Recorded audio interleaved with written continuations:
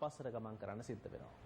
අද නරේන්ද්‍ර මෝදි ඉන්දියා අග්‍රාමාත්‍යවරයා සම්පූර්ණ ඉන්දියාව වසා දමනවා දවස් 21කට. දවස් 21කට ඉන්දියාව වසා දමමින් ඔහු ජාතිය අමතා කියන්නේ අපි මේ දවස් 21 නිසියාකාරව හිටියේ නැත්තම් අපේ පවුලේ අය නැති වෙනවා විතරක් නෙමෙයි අපිට අවුරුදු 21කට ආපස්සට ගමන් කරන්න සිද්ධ වෙනවා කියලා. මේ කොරෝනා වසංගතය ලෝකේ රටවල් 195කට මේ වෙද්දී 195කට වැඩි ප්‍රමාණයකට තව 14යි රටවල් ඉතුරු මුළු ලෝකෙටම කිව්වොත් හරි මුළු ලෝකෙටම බලපෑම් කරලා තියෙන්නේ. අද ලංකාවේ තියෙන තත්ත්වය තමයි ඇමරිකාවට ගියත් තියෙන්නේ. ඕස්ට්‍රේලියාවට ගියත් තියෙන්නේ. මුළු ලෝකයේ බොහෝ රටවල් ජනය ගහණයෙන් ජනයාගෙන් පිරී ඉතිරී ගිය ස්ථාන අද කිසිදු පුද්ගලයෙක් නැති හරියට අපේ භාෂාවෙන් කිව්වොත් නිකන් සොහොන් පිට්ටනි වගේ තැන් බවට පත් වෙලා තියෙනවා. සංචාරක ආකර්ෂණයේ දිනාගත් ස්ථානවල කිසිවෙක් ගැවසෙන්නේ නැහැ. මහා මාර්ග පාළුවට ගිහිලා තියෙනවා. මේක තමයි මුළු ලෝකයේම තත්ත්වය. එක වෛරසයක් මුළු ලෝකෙම ආක්‍රමණය කරලා තියෙන්නේ. අපි මේ ආක්‍රමණයෙන් ජයගත යුතුයි. රටක් විදිහට අපි හැමෝම මේකට මුහුණ දෙන්නේ කෙසේද? මේ පිළිබඳව අපි නිරන්තරයෙන් ඔබ දැනුවත් කරනවා. සෞඛ්‍ය බලධාරීන්, ආරක්ෂකාංශ, ඒ වගේම විද්වතුන් සියලුම දෙනා මේ ගැන කතා කරනවා. ඒ කතා කරන්නේ වෙන කිසිවක් නෙමෙයි. නැවත ඔබට මතක් කරලා දෙන්න. අපි මේ වෙලාවේ කළ යුත්තේ කුමක්ද? දැන් කරන්න ඕනේ මොකක්ද? හෙට කරන්න ඕනේ මොකක්ද? ඉස්සරහට කරන්න ඕනේ කුමක්ද කියලා. ඒ නිසා තමයි අද අපි අපේ සටනත් ඒ සටන වෙනුවෙන් වෙන් කළේ.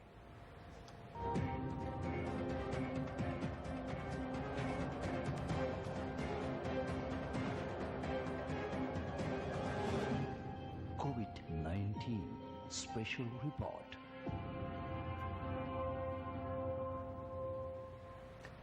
කොරෝනා වෛරසය සහ ඉදිරි තත්ත්වයේ පිළිබඳව කතා කරන්න අපි අද අපේ සටනට ආරාධනා කළේ නීතිඥ අජිත් රෝහණ මහතාට, නියෝජ්‍ය පොලිස්පතිතුමන්ට අයිබෝවන්.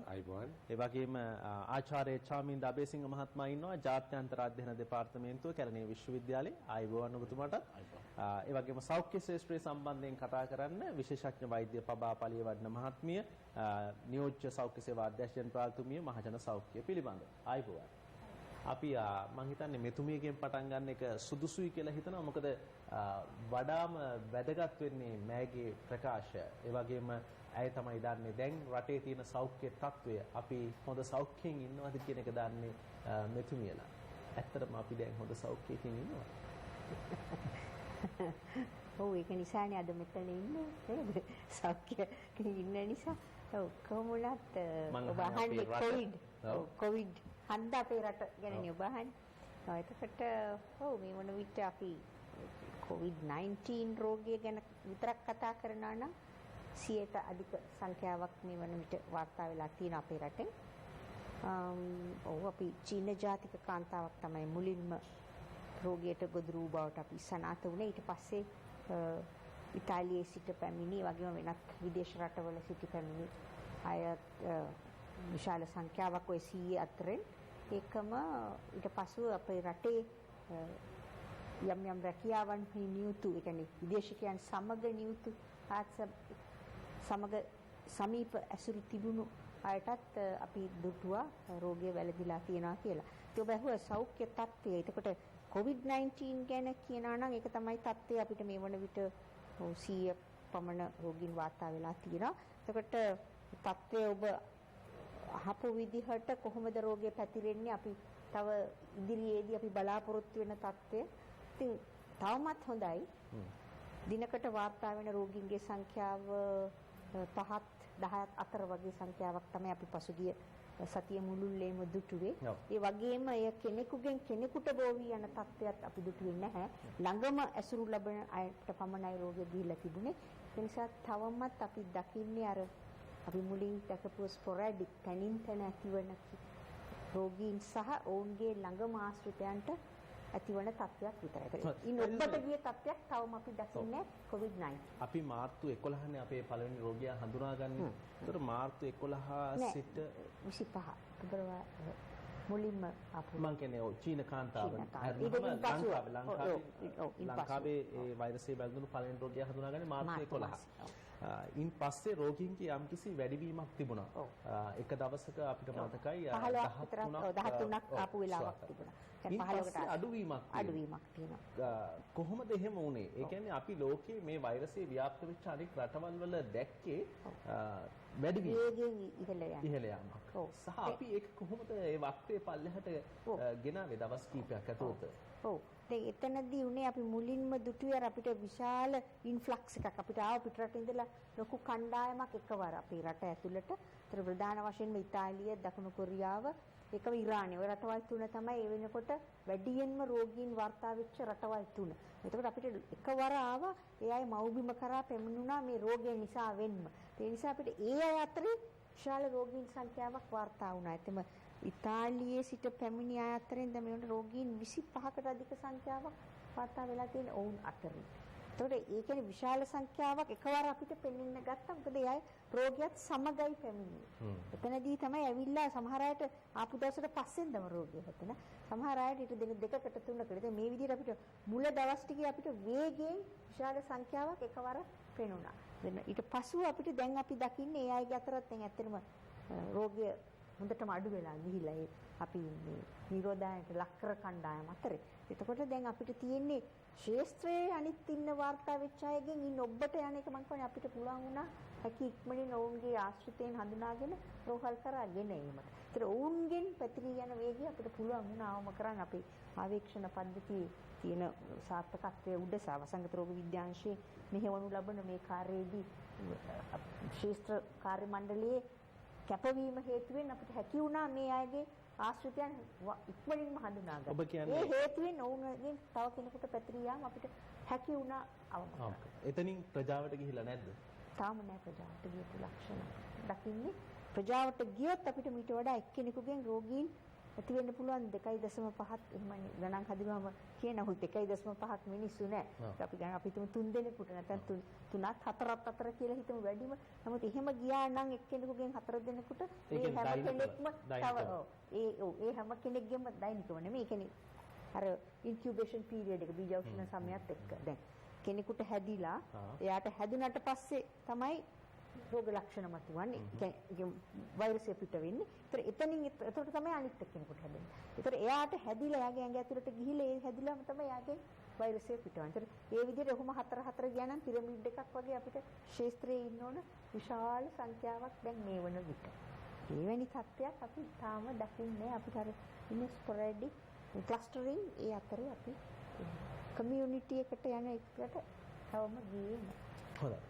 අජිත්‍රෝන් මහත්මයා දැන් සෞඛ්‍ය අංශ සුවිශේෂී කාර්යභාරයක් ඉටු කරද්දී මම හිතන්නේ පොලිසිය පැත්තෙන් මේක මේ සෞඛ්‍ය මෙහෙයුමට ඊටාම් සුවිශේෂී දායකත්වයක් ලබා දෙනවා. මේක අලුත් අත්දැකීමක්ද? ඔව් ඇත්තටම දැන් මේ වගේ විටින් විට අවස්ථාවලදී මුණ දීලා තිබුණාට මේක ඇත්තටම අපිට අලුත් අත්දැකීමක්. මොකද මෙවැනි රටටම ව්‍යසනයකටපත් වෙච්ච අවස්ථාවකදී මේ සෞඛ්‍ය නිරෝධායන ක්‍රියාවලීන්ට සහභාගී. දැන් විශේෂයෙන්ම අපි ගත්තොත් එහෙම අපේ රටේ සෞඛ්‍ය අංශ ඉතා දැඩි මේවරක් ඉෂ්ට කරා ඩෙන්ගු මර්ධනය සඳහා. සෞඛ්‍ය බලධාරීන් ඉෂ්ට කරා. නමුත් අන්තිමට මොකද වුනේ?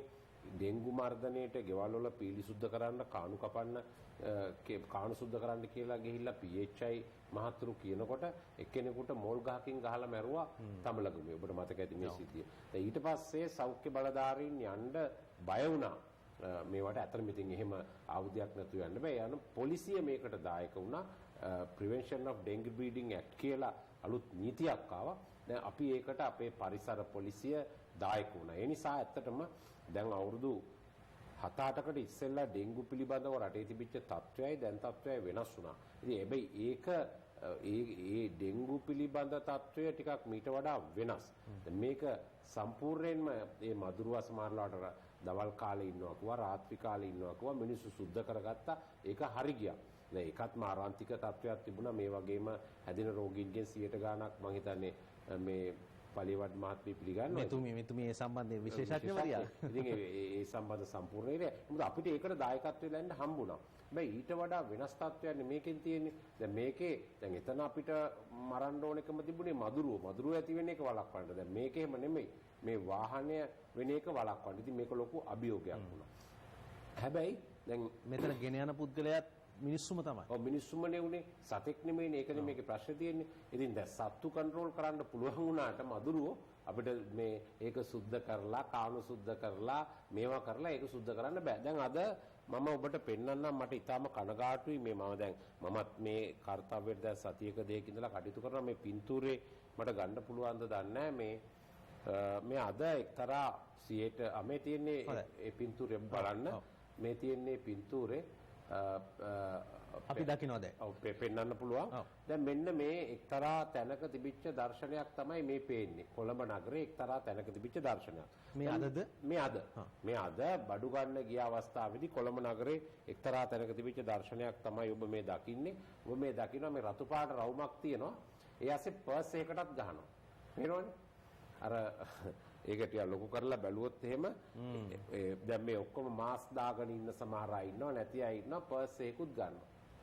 දැන් අපේ විශේෂඥ වෛද්‍ය නිලධාරීතුමිය දැන් මේක දිහා බලනකොට දැන් බලන්න ඔය තත්ත්වය ඇති වෙනකොට අපි මොන තරම් දවස් 10 නෙමෙයි දවස් 15 නෙමෙයි දවස් 50ක් මේ ගෙදර ඉඳලාවත් වැඩක් තියනවද? වැඩක් නැහැ නේද? දවස් 14කින් මේක නැති වෙනවා කියලා කියනවා. එහෙම නෙමෙයි දැන් ආයිත් දැන් ඔතනනේ දැන් ඊට පස්සේ අපි දැන් දවස් 3ක් ගෙදර හිටියා වෙන් වෙලා දැන් ආයි මෙතන ඇවිල්ලා මේ තියෙන දුරස්ථභාවය කොහොමද? නමුත් මම දැක්ක ඇත්තටම කියන්න ඕනේ අද උදේ මේ වෙළඳසැල් ආශ්‍රිතව එහෙම මීටරයක දුරක් තියාගෙන කටයුතු කරා. හැබැයි දැන් මේ කොළඹ උතුරු ප්‍රදේශයේ සමහර තැන්වල දර්ශන අදිතුමන්ද පොඩි දෙයක් එකතු කරන්න ඕන. දැන් අපි මේ පහුගිය දවස්වල ප්‍රවෘත්ති වලින් වාර්තා කළ ඇඳිරි නීතියේ තියෙන අවස්ථාවල අර කසිප්පු පෙරණ තැන් පොලිසිය වැටලුවා, නීති විරෝධීව ගල්කොරි පවත්වගෙන ගියා, නීති විරෝධී විවිධ ජාවාරම් කරා. ඇත්තටම අපි ප්‍රවෘත්ති වලනොත් කිව්වේ ලැජ්ජයි කියලා. ඔව් ලැජ්ජයි. දැන් ඒක තමයි දැන් ප්‍රශ්නේ තියෙන්නේ. අර සත්තුන්ගෙන් බෝ වෙන රෝගයක් නම් මහාමාරිය නම් මීයෝ ටික මරලා දාපුවාම ඒක නවත්ත ගන්න පුළුවන්. එතකොට කොහොම හරි මැලේරියාව බෝ වෙන එකක් නම් ඒක මදුරුව ටික මරපුවාම නවත්ත ගන්න පුළුවන්. ඩෙන්ගුත් ඒක නවත්ත ගන්න පුළුවන්. ඉතින් පිස්සු බලු රෝගේ නම් බල්ලෝ ටික මරපුවාම නවත්ත ගන්න පුළුවන්. දැන් මේක බෝ වෙන්නේ එහෙම නෙමෙයිනේ. දැන් මේ පින්තූරත් එක්ක මට හරි කනකාටුවක් ඇති වුණා. ඇත්තටම මගේ මේ WhatsApp ලිපිණයට අද මේ පින්තූර ලැබිච්ච අවස්ථාවේදී ඊටාම කනකාටුදායක තත්වයක් ඇති වුණා. දැන් අපි මෙච්චර කෑ ගහලා මෙහෙම කියලා එළියට එන්න ඕනේ විදිහක් කියලා එළියට එන්න ඕනේ ගෙදරින් එක්කෙනයි කියලා ඊටාම පැහැදිලිව කියලා මෙවැනි තත්වයක් ඇති වුණාම ඉතින් අපිට හිතෙනවා අපි කරපු කාර්යභාරය නිෂ්ඵලද කියලා හිතට ලොකු සංවේගයක් ඇති වෙනවා මේ ඉන්න පිරිස් දැක්කා. හැබැයි අතලොස්සක් එහෙම කළාට අපි දැක්කා. අති මහත් බහුතරය ඔබතුමාලා කියපු දේවල් ඇහුවා. නෑ ඒ අපි කිව්ව දේවල් ඇහුවා. ඉතින් මේ සුළුතරේ මෙහෙම කරලා ඒක අර බහුතරේටනේ ආයි යන්නේ. ගොඩ දාන්න බෑ. ගොඩ දාන්න බැරි තත්වයක් නෙන්නේ ආයි යන්නේ ඒකට තමයි. ඉතින් ඒක මෙතුමිය කිව්වා වගේ එක්කෙනෙක් නිසා මේක යන්න පුළුවන් විශාල පිරිසකට යන්න පුළුවන්. මම දැන් මේ දෙවෙනි මේ ඊළඟට මේ බලන්න මේ පින්තූරේ මම දන්නේ අපිට පේනවාද කියලා. දැන් මේන්න බලන්න මේ අනිත් පින්තූරේ මේ ආහාර ගන්න විදිය පේනවා ඇති. දැන් මේ මෙවැනි තත්වයක් මේ ආහාර ලබා ගන්න ආකාරය තමයි මේ පේන්නේ. ඉතින් බලන්න මේ විදියට මේත් කොළඹ එක්තරා තැනක ගත දර්ශන මට ඒ වෙලාවෙම සජීවී දර්ශන මේ කියුවා. දැන් ඉතින් අපි මොනතරම් දේවල් කරත් දැන් මේක මදුරුවෙක්ගෙන් නැත්තම් බල්ලෙක්ගෙන් බෝ වෙන රෝගයක් වුණා නම් අපිට මේක මර්ධනය කරන්න පුළුවන් වුණාට කොහොමද මේ තත්ත්වය පාලනය කරන්නේ? කොහොමද මර්ධනය කරන්නේ? ඉතින් ඒක නිසා අපි කොච්චර කිව්වත් මෙතුමිය කියනවා තාම මේ තත්ත්වයට අපි ඇවිල්ලා නැහැ. ඉතින් අපි ඒක සන්තෝෂ වෙනවා. රටක් හැටියට අර කමියුනිටි ට්‍රාන්ස්මිෂන් කියන තත්ත්වයට ඇවිල්ලා නැහැ තාම. ප්‍රජාවගේ අර 2.5කට නැත්නම් 3 දෙනෙකුට බෝ වෙලා එයාගෙන් 3 දෙනයි එයාගෙන් 3 දෙනයි ඒ වගේ ගුණාකාරයක් විදියට යන තත්ත්වෙට තාම ඇවිල්ලා නැහැ. ඒක අපි සන්තෝෂ වෙන්න ඕනේ. හැබැයි ඉතින් අපිට මේ වගේ හැසිරීම් දැක්කහම ආයිත් අපි ඇඳිරි නීතිය හෙට අනිද්දා ලිහිල් කරනවානේ. දැන් ඒත් ඔය වගේ තියෙයිනේ. ඉතින් එහෙම වුණාම කොහොමද අපි මේ සෞඛ්‍ය බලධාරීන් මෙච්චර කාලයක් කියලා රජය මෙච්චර දේවල් සපයලා මේ කරපු දේවල් වල ප්‍රතිඵලයක් කවදා හම්බෙයිද කියලා කොහොම හිතන්න පුළුවන්ද? මේක අපිට තියෙන ලොකු අභියෝගයක්. දැන් ඊළඟ කාරණේ තමයි විශේෂයෙන්ම මම සඳහන් කරන්න ඕනේ. මට යමක් එකතු කරන්න පුළුවන්. අපි ප්‍රවෘත්ති වලුත් මේ ගැන කිව්වා. මේ ඔබ කියන කාරණාවට හොඳ උදාහරණයක් තියෙනවා දකුණු කොරියාවේ. patient 31. ඔව්. දැන් ඒ patient ඔබ දන්නවා මම හිතන්නේ. අපිට ඒ ගැන කියාගෙන යන්න පුළුවන්. දැන් ඇත්තටම දැන් ඒකෙත් උනේ ඒ කාන්තාවට ඒ රෝගය තියෙන බව දැනගෙනම දේව මෙහෙයන්ට සහභාගී වෙනවා. ඉතින් ලංකාවේ patient මං හිතන්නේ 71 වගේ ඕක තමයි උනේ. 31 වගේ 71 උනේ. යාපනයේ ලොකු දේව මෙහෙයක් තිබ්බ අරියාලේ. අරියාලේට ඇවිල්ලා මේ යම්කිසි ආගමික නිකායක මේ පුද්ගලයා දැන් අති උතුම් කාදිනල්තුමා මේ සියලුම දේව මෙහෙයන් නවත්තලා තිබුණේ. එතුමා මුලින්ම ඒ තීරණය ගත්තා. නමුත් එහෙම තියෙද්දි දේව මෙහෙයක් තිබ්බා. දැන් ඒ අය පොසිටිව් වෙලා තිනවා. අපි හැමදාම මෙතුමියත් ඉන්නවා ඒ කමිටුවේ. මමත් ඉන්නවා සෞඛ්‍ය ඇමතුමි යුද හමුදාපතිතුමා සෞඛ්‍ය සේවා අධ්‍යක්ෂ ජනරාල්තුමාගෙන් රැස් වෙන ඒ සුවිශේෂ කමිටුවේ ජනාධිපතිතුමා පත් කරපු. දැන් හැමදාම අපි ඔය සිටියම දිහා බලනවා. දැන් සිටියම දිහා බලනකොට අපිට පෙනුනේ මේ කොළඹ මීගමුව මේ රෝගීන් හමු වෙච්ච පදිංචි ස්ථාන එතන. ඊට පස්සේ කන්දකාඩුවේ පෙවුණා. මොකද එතන නිරෝධායන මධ්‍යස්ථානයෙන් හමු වෙච්ච කටි. ඔය දෙක තමයි එතන අපි බලාපොරොත්තු වෙන්නේ. එතන දැන් බලනකොට අර තිත් උඩට ගිහිල්ලා යාපනයේ අපේ අහිංසක ද්‍රවිඩ සහෝදර ජනතාව ජීවත් වෙන ප්‍රදේශයට මේක ව්‍යාප්ත වෙලා දැන් අපිට මේ පැත්තෙන් තව කොච්චර හම්බෙයිද කියලා කියන්න බෑනේ. දැන් මේ දේව මෙහෙයට සහභාගී වුණා. දේව මෙහෙයට සහභාගී වෙච්ච කටි ඒ පුද්ගලයා දැන් ආපහු ස්විට්සර්ලන්තෙට ගියා. එයාට එහෙ පොසිටිව් වුණා. ඉතින් ඒක. ඉතින් එතකොට මේ තත්වය අනුව අර මේ දේව මෙහෙය පවත්වලා මේ පූජකවරයා කරෙත් අර කොරියාවේ 31 වෙනි රෝගියා කරපු තත්ත්වය හා සමාන තත්ත්වයක්. ඉතින් මේ දැන් එහෙම තියෙද්දි දැන් මේකේ තියෙන හොඳම තත්ත්වය තමයි එහෙම තියෙද්දි අපේ සමහරු අදත් අහනවා හෙටත් අහනවා මේ අපේ පූජාවක් තියනවා කරන්නද එහෙම දැන් ඕනේ කෙනෙකුට ආගමක් අදහන්න පුළුවන්. දැන් ඔබට පුළුවන් ඔබේ මම බෞද්ධයෙක් හැටියට මගේ අදහන්න. ඔබට බෞද්ධ ආගම අදහන්න පුළුවන්. වඳින්න පුළුවන්. ගාථා කියන්න පුළුවන්. වෙනදට වඩා ගෙදර ඉඳගෙන පැය භාගයක් පැයක් පුළුවන්. දවල්ටත් වඳින්න පුළුවන්. හවසටත් වඳින්න පුළුවන්. ගෙදරනේ ඉන්නේ. යාඥා කරන්න පුළුවන් දෙවියන් වහන්සේට. කෝවිලට යන්නේ ඒ ටික ගෙදර ඉඳගෙන මේ ඔක්කොම ටික කරන්න පුළුවන්. ආගම අදහන්න ඕනෑම කෙනෙකුට ඕනෑම තැනක ඉඳලා පුළුවන්. ඉතින් ඒ වුණාට දැන් මේ සෙනගේ ක්‍රැස් කරලා මේවා කරන්න තවත් අහනවා. දැන් මේ වගේ ප්‍රතිඵලයක් තියෙදි. ඉතින් මේක අපේ රටේ ජනතාවගේ මොළයත් එක්ක බුද්ධියත් එක්ක තියෙන ලොකු ප්‍රශ්නයක් බවට පත් වෙලා තියෙනවා. තාමත් හැබැයි අපි පරක්කු නැහැ සෞඛ්‍ය බලධාරීන් කියන විදිහට. දැන් අද අගමැතිතුමාගේ ප්‍රධානත්වයෙන් අපි කතා කරමු මෙතුමටත් මම කියන්නේ අගමැතිතුමාගේ ප්‍රධානත්වයෙන් සර්වපාක්ෂික නායකයින්ගේ රැස්වීමක් තිබුණා. ඒකට මමත් සහභාගී වුණා. ඒකෙදි සෞඛ්‍ය සේවා අධ්‍යක්ෂ ජනරාල්තුමා ඉතා හොඳ පැහැදිලි කිරීමක් කරා සම්පූර්ණ මේ පටන් ගත්ත දවසේ ඉඳලම මේ රෝගී ගැන. එහිදී කරපු පැහැදිලි කිරීම අනුව තාමත් ජාතියක් හැටියට මේක පරාජය කරන්න අපි ප්‍රමාද නැහැ. අපිට පුළුවන්. හැබැයි ඉතින් මේ වගේ හැසිරීම වළක්ව ගන්න ඕනේ. හොඳයි. ආචාර්ය චාමින්ද අබේසිංහ මහත්මයා ඔබව අපි මේ සටන මැදිරියට කැඳවන්න විශේෂ හේතුවක් තියෙනවා. ඒ තමයි අපි දැන් මේ සෞඛ්‍ය සම්පන්න දේවල්, ඒ කියන්නේ සෞඛ්‍ය අතින් තියෙන මේ පිරිහීම අපි පරාජය කරගෙන ඉස්සරහට යනකොට අපිට ඊළඟට දකින්න තියෙන දේ තමයි රටක් විදිහට අපි ආර්ථික මට්ටමින් කොයි තැනට වැටෙයිද කියන එක. ඔව් වසන්ත ඉතාමත් කාලෙන් දැන් අපි ඒ කොටම කලින් මට එක දෙයක් කියන්න දෙන්න අවසර දෙන්න වසන්ත. මොකද මේ වෙන විටත් මේ අපි මුණ දෙන ඛේදවාචකයට මේ අපේ රටේ සෞඛ්‍ය ශාස්ත්‍රයේ සහ ආරක්ෂක ශාස්ත්‍රයේ අපේ සහෝදර සහෝදරයන් මේ වෙනුවට ලබා දෙන කැපවීම දායකත්වයේ පිළිබඳ මුලින්ම මම කැමති ස්තුතිය පළ කරන්න. මොකද මේ වගේ තීරණාත්මක සම්දිස්ථානයකදී ඔවුන්ගේ දායකත්වය අපි ඉහළින් අගය කළ යුතුයි. මම එතනින් පටන් ගන්නවා. අපි ඉස්සරහ මාතර කරනවා. අපි අද මෙතන ඉන්නේ මේ හේතුව දේ පිරිස නිසා. වෙනින් රටක් වුණා නම් මම එහෙම කියන්නේ සංවර්ධන ලෝකේ අප්‍රිකානු රටක් හරි තවත් ආර්ථික සමාජ වශයෙන් දියුණු රටක් වුණා නම් අද අපි මුහුණ තත්ත්වයේ ප්‍රතිඵලය මේට වඩා 100,000 වැඩි යුතු තිබුණා. ඒ නිසා උන්ට ඒ දායකත්වය ලබා දීම පිළිබඳව අපේ කෘතඥතාවය සමස්ත ජනතාවගේ ගෞරවය අපි පළ කරන්නට ඕනේ. ඊළඟ ප්‍රශ්න තමයි ඔබගේ කාරණේට මම ඉන්නවසන්ත. දැන් අපි දන්නවා සමාජයක් ගත්තාම රටක් ගත්තාම ඒ කාලීනව විවිධ ගැටලුවලට මුහුණ දෙනවා. දැන් මේ වසංගතය අපි දකින්නේ ඒ තවත් ඒ බඳු මානව සංහති සිදුවන තවත් සංසිද්ධියක් විදිහට. මොකද මේ වසංගත තත්ත්වයන් කියන එක මානව සමාජයේ මේ අද අපි තරක් මුහුණ දෙන තත්ත්වයක් නෙමෙයි. නමුත් අපේ પરම්පරාව විදිහට මේ අජිත් රෝඩ මහත්මයා කිව්ව විදිහට අපේ પરම්පරාව විදිහට මේක එකක් වෙන්න පුළුවන්. ඔව්. අපි දන්නවා මානව ඉතිහාසය ගත්තාම ලිඛිත සාක්ෂි තියෙන ඉතිහාසයේ විවිධ කාලවල විවිධ ආකාරයේ අපි මේ අත්දැකීම් දෙන්න තියෙනවා. දැන් උදාහරණයක් විදිහට අපි ග්‍රීකයේ දැනට අපි තියෙන සාක්ෂි අනුව අපි ග්‍රීක සමාජය ගත්තොත් ක්‍රිස්තු පූර්ව 4 වෙනි සතවර්ෂයේ 3 වෙනි සතවර්ෂයේ කාල සීමාව තුළ මේ වගේම තත්ත්වයක් මුහුණ දීලා තියෙනවා. ඒ කියන්නේ අපි කියන්නේ පෙලපොනේසියන් යුද්ධය කියන කාලවකවානුවේ ඇතැන්ස් සහ ස්පාටා රාජ්‍යන අතර අරුබුදයක් තුම 30 අවුරුදු යුද්ධය කියලා අපි කතා කරනවා. ඒ කාලේ යුද්ධය 30 අවුරුද්ද ඇදුනේත් මේ ඒ කාලේ ඇතිවෙච්ච වසංගතයක් හේතු කොටගෙන.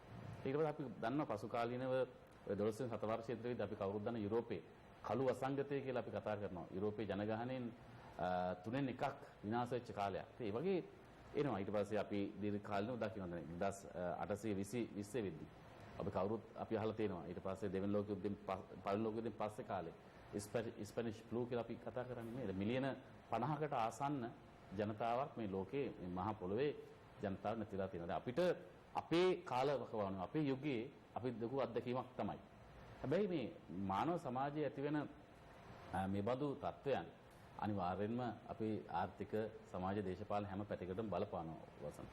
දැන් අපි මුලින්ම බලන්නට ඕන අපි කවුරුත් දන්නවා මේ වෙන විට මේ රෝගය ව්‍යාප්ත වෙන ස්වභාවය. මේ ව්‍යාප්ත වෙන ස්වභාවය මේක අද අපි ජාතික ප්‍රශ්නයක් විදිහට සැලකුවට අපි කවුරුත් දන්නවා මාර්තු 11 වෙනිදා ලෝක සෞඛ්‍ය සංවිධානයේ ප්‍රකාශයක් නිකුත් කරනවා මේක තවදුරටත් මේ රටවලට අදාළ රටවලට අදාළ ප්‍රශ්නයක් නෙවෙයි මේක ගෝලීය වසංගත තත්ත්වයක්.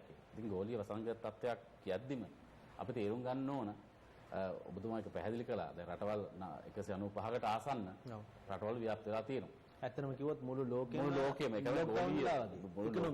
වෙනවා. දැන් මෙතනදී අපි ආර්ථික පැත්ත ගත්තාම ඕකේ කාරණා දෙකක් තියෙනවා වසන්ත. අපි කෙටි කාලින හා දීර්ඝ කාලින විදිහට මම කැමති මේ කාරණේ පැහැදිලි කරන්න. දැන් අපි ඉස්සල්ලාම රටක් විදිහට අපි හිතන්න ඕන මේ අවස්ථාවේ කෙටි කාලිනව මේ උවදුර මේ වසංගතය අපි කොහොමද මුහුණ දෙන්නේ කියන කාරණේ. මොකද රටක ප්‍රධානම කාරණය තමයි ඒ ජනතාවගේ සුරක්ෂිතතාවය. ඒක තමයි අපි ජාතික අභිලාෂය කියලා කතා කරන්නේ. ඉස්සල්ලාම ප්‍රයත්න සාහිත්‍ය කරන්නට ඕන. ඒකදී අපි කියන්නට ඕන මේ දක්වා රටක් විදිහට ගත්ත ක්‍රියාමාර්ග සම්බන්ධයෙන් අපි ගව කවර විවේචන තිබ්බත් අපි සතුටු තැනක ඉන්නවා. මොකද හේතුව මම ඒකට උදාහරණයක් කියන්නම්. අද අපිට වෙලාව තියෙනවා පැහැදිලි කරන්න. අපි මූලිකව කෙටියෙන් අදහස් ගන්න. දැන් මේකෙදී අද අපි යම්කිසි ආකාරයක උදුරක් විදිහට මොන දෙමින් ඉන්නවා. හැබැයි මේක ආර්ථික ප්‍රතිඵල මම කැමති ඉදිරියට පැහැදිලි කරන්න.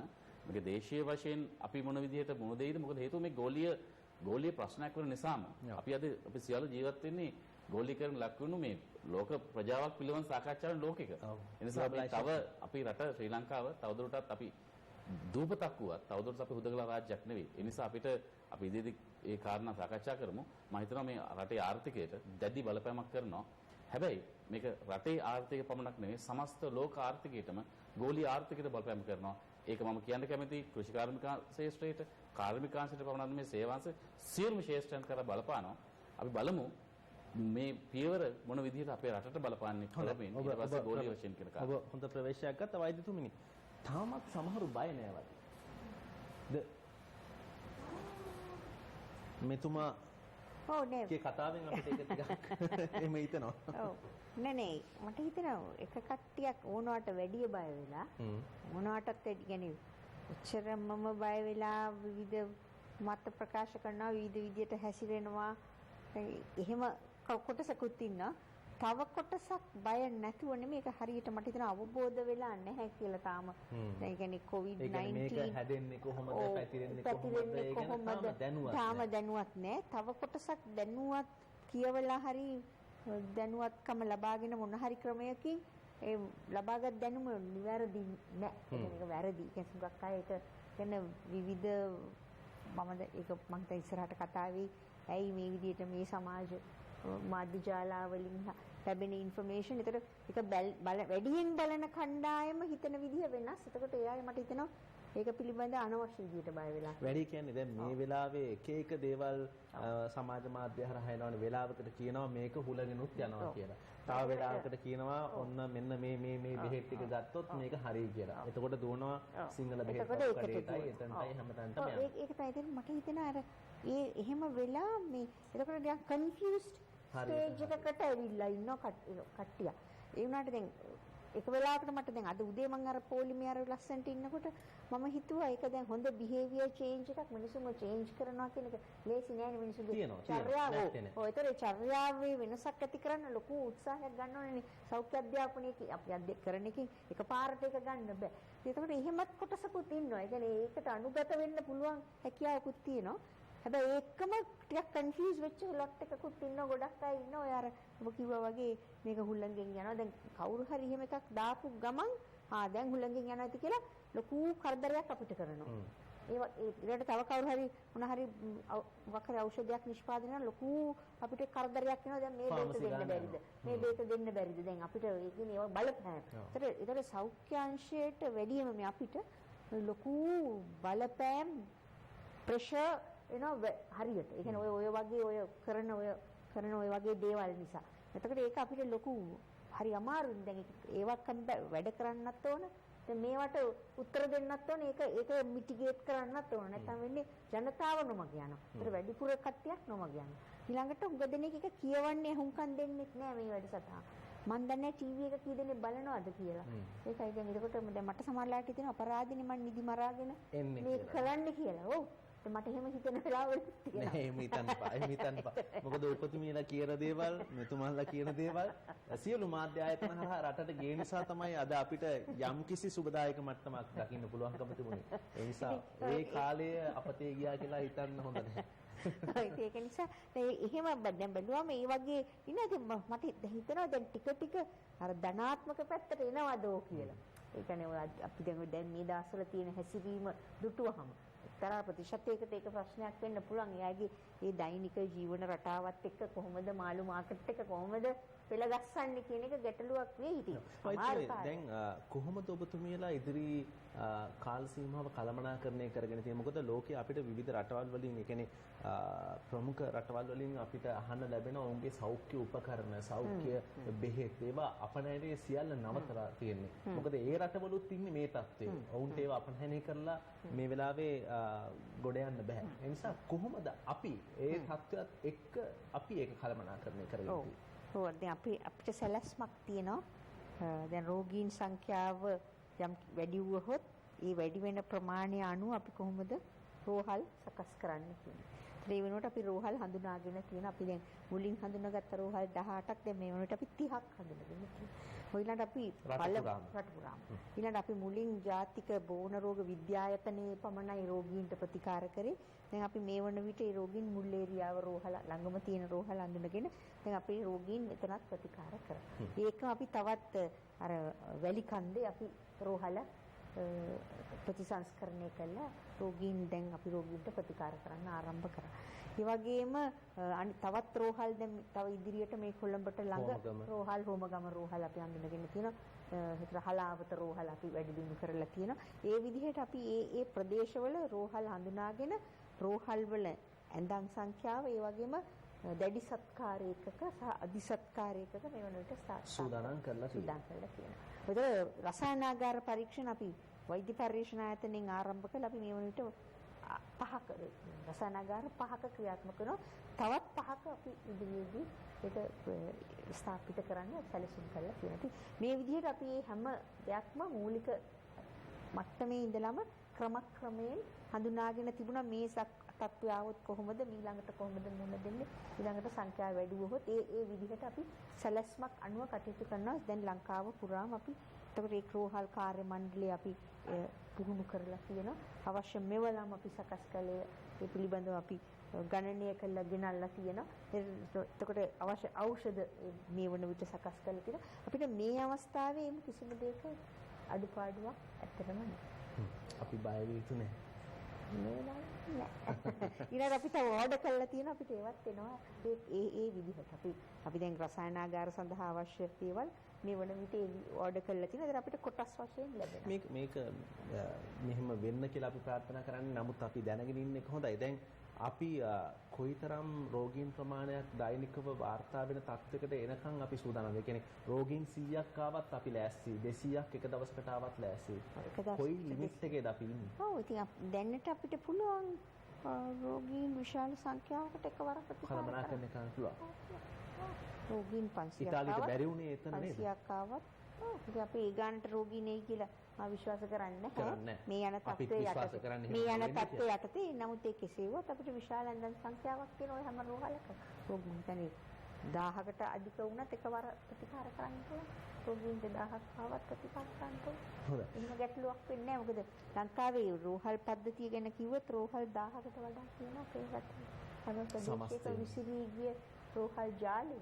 ඒතර ඇඳන් සංඛ්‍යාව ගත්තොත් ලක්ෂයකට වැඩි. කොහොම රෝහල්ද? ඔබ හිතනද එකවර අපිට ලක්ෂයක් COVID-19 නේ කියලා? හැබැයි ඉතාලියට උනේ කළමනාකරණය කරන්න බැරි වීම නේ. ඒක මොකක් හරි ගොඩක් දේවල් ඇති අපි බලමු කොහොමද lessons learned අපි ඒක ඉවර වෙනකොට බලමු. එයාගේ තාම අපිට පැහැදිලි නෑ. නමුත් විවිධ මත ප්‍රකාශ කරන elderly population එක වැඩි ඒක නිසා ඒ අයට නිවිස බීජය ගියපු නිසා ඒ අය කොහොමත් අවදානම් කණ්ඩායමක් ඒක නිසා මිය ගියා කියන එක කොහොම වුණත් අපිට බලන්න වෙනවා සමස්ත සෞඛ්‍ය පද්ධතිය. තව කාරණාවක් කියනවා ජනතාව කියන එක ඇහුවේ නෑ කියන එක. ඔව් එහෙමත් කියනවා. ඒකට අපි බලමු කොහොමද ඒක උනේ කියලා අපි හොයනවා කරුණු. වසංගත වේදීව ඇයි මේ වැනි තත්ත්වයක් මතුනේ කියලා.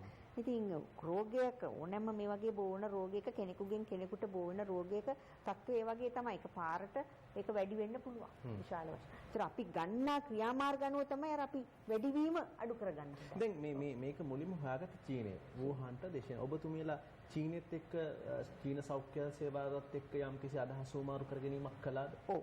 ඔවුන් දැන් මේ වන පරිශන රාශියක් කළා කියනවා. ඒ වගේම එයාගේ අත්දැකීම් දැන් මේ වන විට ලියලා තියෙනවා.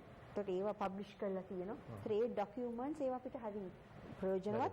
ඒකම ලෝක සෞඛ්‍ය සංවිධානයේ ඒවා අපිට එක ෂෙයා කරනවා. ඒතර ඒවා අපි නිරන්තරයෙන් ලෝක සෞඛ්‍ය සංවිධානයේ ඒ වගේම අනිත් රටවල් වල කොහොමද මේ தත්ත්වය මැඩපවත්වන්නේ කියන කරුණු වසංගත වේදීව අපිත් එක්ක ෂෙයා කරනවා. ඉතින් ඒ කරුණු කෙරෙහි අපි විශාල අවධානයක් යොමු කරනවා. මොකද චීනයේ ඉගෙන ගන්න ගොඩක් දේවල් තියෙනවා. ඒ ගොඩක් දේවල් ඇත්තටම අපි ඇප්ලයි කරනවා. හොඳයි. නියෝජ්‍ය පොලිස්පතිතුමනි දැන් ජනතාවගේ පැත්තෙන් මම මේ ප්‍රශ්නේ අහන්නේ. අපි ගෙවල් වලට වෙලා දවස් 3-4 ඉන්නකොට සමහරලාට කන්න බොන්න දේවල් නැහැ. එතකොට අපිට සිද්ධ වෙනවා මාකට් එකට යන්න. ගිහාම අපි දකිනවා සමහර වෙලාවට එක ලෑල්ලක එළවලු ටිකක් තියෙනවා. අපි ටිකක් ආත්මార్థකාමීනේතර අපි බලනවා අපේ ගෙදරට මේක කොහොමද ඉක්මනට අරයි යන්නේ කියලා.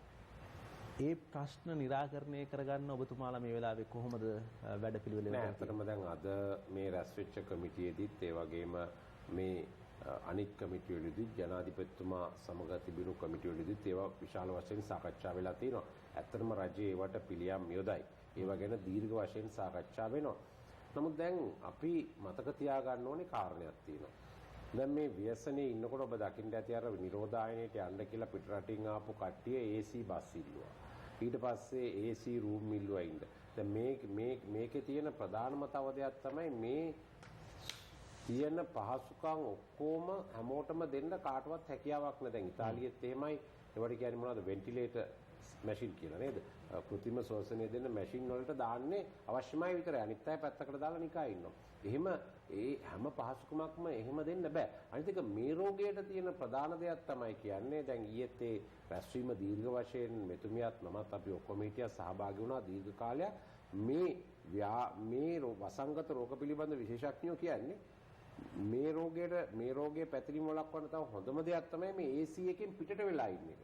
ස්වභාවික පරිසරයට වෙලා අපි සාකච්ඡා කරමු කිව්වෙත් අපි ඒ සාකච්ඡා කරපුවා AC එකෙන් පිටට ගිහිල්ලා. මෙතුමිය විස්තර කරා. ඉතින් ඒ කාරණේ මම ඊට වැඩිය දන්නේ නැහැ. ඉතින් ඒ නිසා අර ස්වභාව දැන් අපි ගත්තොත් අපි ඉස්සර හැමෝම ගෙදරක ඉඳගෙන අපි මඤ්ඤොක්ක කාලා තිනවා, අල කාලා තිනවා, කිරි අල කාලා තිනවා, හිඟුරල කාලා තිනවා. එතකොට මේ එක එක ගෙදර අවට තියෙන දේවල් කඩලා අරගෙන මුකුණු වෙන්න ගොටුකොළ ටික ඕවා හැමදාම මීට අවුරුදු 25කට ඉස්සෙල්ලා මාකට් එකට යන්න ඕනෙකම තිබුණේ නැහනේ. මාකට් එකට මිනිස්සු ගොඩක් වෙලාවට ගියේ කරවල ටිකක් ගන්නයි ලුණු ටිකක් ගන්නයි විතරයි ඉස්සර කාලේ. ඉතින් අනිත් ඒවා ඔක්කොම තිබුණානේ. ලුණුයි කරවලයි තමයි නැත්තේ. හම්බන්තොට වගේ පැතිවල මිනිස්සු ඒ දෙකට ගියෙත් නෑ. ඒකත් මූදෙන්ම ගෙනල්ලා ගෙදර තියා ගන්නවා. ඒතර ලුණුත් එතනින්ම ගන්නවා. ඒගොල්ලන්ට කොහෙවත් යන්න ඕනෙකම තිබුණේ. අනිත් පැත්තෙන් වී ටික තියෙනවා. එහෙම කරගෙන ජීවත් වුණේ. දැන් මුහුද නැති ප්‍රදේශවල කට්ටියට යන්න ඕනෙකම තිබුණේ කරවලයි ලුණුයි ගන්න තමයි. අනිත් ඒවා දැන් අජිත් රෝහණ මහත්තයා පර්චස් පහේ යන්නේ තියෙන්නේ. නෑ ඒක තමයි ප්‍රශ්නේ තියෙන්නේ. දැන් එතකොට දැන් අද මේ කොළඹ නගරයට මේක අනුගත කරන්න බෑ. මේ පර්චස් පහේ තැන් වලට අනුගත කරන්න බෑ. නමුත් තාමත් අපේ ගම්බද ප්‍රදේශවල දැන් මේ සමස්ත ජනගහණයෙන් යම් කිසි ප්‍රමාණයක් බස්නාහිර පළාතේ කොළඹ දිස්ත්‍රික්කේ ගම්පහ දිස්ත්‍රික්කේ ඉන්නවා. නමුත් දැන් මේ පිටින් ඉන්න අය තියෙනවනේ. ඒගොල්ලන්ට පුළුවන් දැන් විශේෂයෙන්ම මේ ප්‍රදේශවල තියෙන දැන් මේ හැම වෙලේම පාම් පිටි ගන්නම පොලිමේ ඉන්න හැම වෙලේම මේ අර හදපු පැකට් එකේ තියෙන ඉන්දියාප්ප හදන පිටි පැකට් ගන්න හැම වෙලේම මේ හාල් ටික ගන්නම නෙමෙයි. ඒ දැන් අපිට දැන් මෝදි අගමැතිතුමා කියලා තියෙන දවස් 21ක්නේ. හරි අපි දවස් 21ක් මේක සමහර අය hina වෙන්නත් පුළුවන් මම මේ කියන්නේ. බත් ඇටයක්වත් කෑවේ නැතුවට අපිට මඤ්ඤොක්ක බතල කාලා ඉන්න බැයිද? අපිට සාමාන්‍යයෙන් ඉතින් මේක ටාගට් එකක් තියාගෙන දැන් මේක එහෙම නෙමෙයි අපි හැමෝම කඩේට යන්න පුරුදු වෙලා තියෙන්නේ. මොකද ඒ අපිත් එහෙමයි. දැන් අපි මම මේ කතා කරාට දැන් මේ සම්බන්ධයෙන්ම ප්‍රශ්නයක් එනවා අපිට අපේ නරඹන්නගෙන් අම්පාරෙන් වසන්ත මහත්මයා අපිත් එක්ක එකතු වෙනවා. ආයුබෝවන් ඔබට. ආයුබෝවන් වසන්ත මහත්මයා. මාධ්‍යාලයට ස්තුතිවන්ත වෙන උතුමන්ලා කරන මේ සමාජ මෙහෙවර සම්බන්ධව ගරු වෛද්‍යතුමනි මම මේ අම්පාර ප්‍රදේශයෙන් කතා කරන්නේ. දැන් පෙරේද දවසේ හැමෝමගේ ජනතාව විරෝධ වලට ගියා බොහොම ආරක්ෂාකාරීව මාස්ක් පළඳගෙන ඒ වගේ ගියා. නමුත් මම දැක්කා මේ පේමන්ට් වල තියෙන ආහාර ද්‍රව්‍ය මේ පරිසරයට නිරාවරණය වෙච්ච ආහාර ද්‍රව්‍ය. එතකොට ඇපල් මිලි වගේ දේවල් මේවා කොළඹින් වගේ. එතකොට ඒ වගේ දේවල් ගත්තා. එතකොට මේ 90%ම ඉන්නේ මේ බුලත් විතර කන ජනතාව. ඉතින් වගේ මේ පේමන්ට් එකේ තියෙන දූවිලි වල තියෙන බුලත් දුම්කල යාපනයෙන් එන්නේ. ඒ වගේ දේවල් ගෙදර ගෙනල්ලා මේ ආහාරයට ගන්නවා. ඒ වගේම මේ ආහාර වලින් මේක විස බීජ වියත් වීමේ ඊට කඩක් නැද්ද? මට ඒක තමයි දැනගන්න අවශ්‍යයි. බොහොම වැදගත් ප්‍රශ්නයක්. කෑමෙන් යනවාද කියලා අහන්නේ. ඒ කියන්නේ එතුමා කියන්නේ අපි සෞඛ්‍ය ආරක්ෂිත නැතිතෙක් වලින් පෙරේද ඇවිල්ලා අගනීතියේ ප්‍රදේශවලට ඉවත් උනේ පෙරේදානේ. පෙරේදා බඩු භාණ්ඩ ගත්තා. ඒවෙන් එන්න පුළුවන්ද? දැන් මෙහෙමයි අපි දැන් මම හිතන්නේ අපි ගොඩක් වරින් වර පැහැදිලි කරා වෛරස් එක කොහොමද කෙනෙකුගෙන් තව කෙනෙකුට යන්නේ කියලා. ඉතින් වෛරස් එකක් කියන්නේ වැඩෙන්න ජීවි ශෛලියක් අවශ්‍ය විස බීජයක්. දැන් අපි මතු පිට පෘෂ්ඨයක වෛරසයට වැඩෙන්න විදිහක් නැහැ. එතකොට දැන් අපි කිව්වා බෝ වෙන්නේ නම් විස බීජ තියෙන ලෙඩේ තියෙන කෙනෙකුගේ කිවිසුම් මේ වයින් තමයි යන්න පුළුවන් කියලා මේ වෛරසය කියන්නේ බිඳිති වල තමයි වෛරසය ඉන්නේ. තව කෙනෙක් හුස්ම ගන්නකොට තමයි ඇතුළට එන්නේ. දැන් ඔබ අහනවා ඇත්තෝ දැන් ඕවා මත තිබිලා එන්න පුළුවන්ද කියලා. ඔව්. ඉතින් දැන් මෙහෙම එකක් තියෙනවා. ඉතින් එළවලු වගේ දේවල් හොඳට හොදලා උයලා කන්න.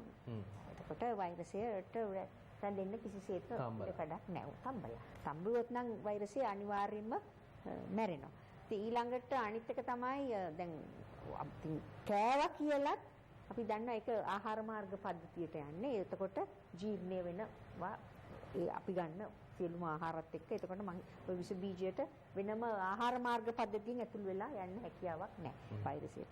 ඒක නිසා ආහාර වලින් මේ විස බීජය පැතිරෙන බවට තාම කිසිම සාධකයක් නැහැ. දැන් මට පොඩ්ඩක් දෙන්න. දැන් ඇත්තටම ඔබ අහපු ප්‍රශ්නේ. දැන් එතකොට අපි දන්නවා අපේ ගම්බද පළාත්වල එදිනෙදා පොල් ගෙඩිය කඩලා ජීවත් වෙන යම් කිසි කුලී වැඩක් කරලා ජීවත් වෙන අපේ සහෝදර ජනතාව ඉන්නවා. ඉතින් ඒ අය වෙනුවෙන් නම් ඇත්තටම යම් ආකාරයක වැඩපිළිවෙලක් රජය දියත් කරයි. අදත් ඒක දීර්ඝ වශයෙන් කතා කරනවා. දැන් මේ අතර විශේෂයෙන්ම තව කාරණයක් කියන්න ඕනේ මේ එක තියෙන මේ කටකතා මිත්‍යා මත. දැන් මේක කොච්චර කිව්වත් නැවතිලා නැහැ. දැන් මෙන්න බලන්න මෙන්න මේ අපිට බලන්න පුළුවන් නම් මෙන්න මේක තිරේ බලන්න පුළුවන් නම් අපිට බලන්න මේ නිෂ්පාදක කණ්ඩායම මේක අපිට තිරේ ලබා දෙනවා. Facebook සටහනක් දාලා තියෙනවා. මෙන්න මේ Facebook සටහන බලන්න. දැන් මේ සටහන එක්තරා පුද්ගලයෙක් ඊයේ දාලා තියෙනවා. මේකේ තියෙන්නේ මෙහෙමයි. බලන්න හොඳට.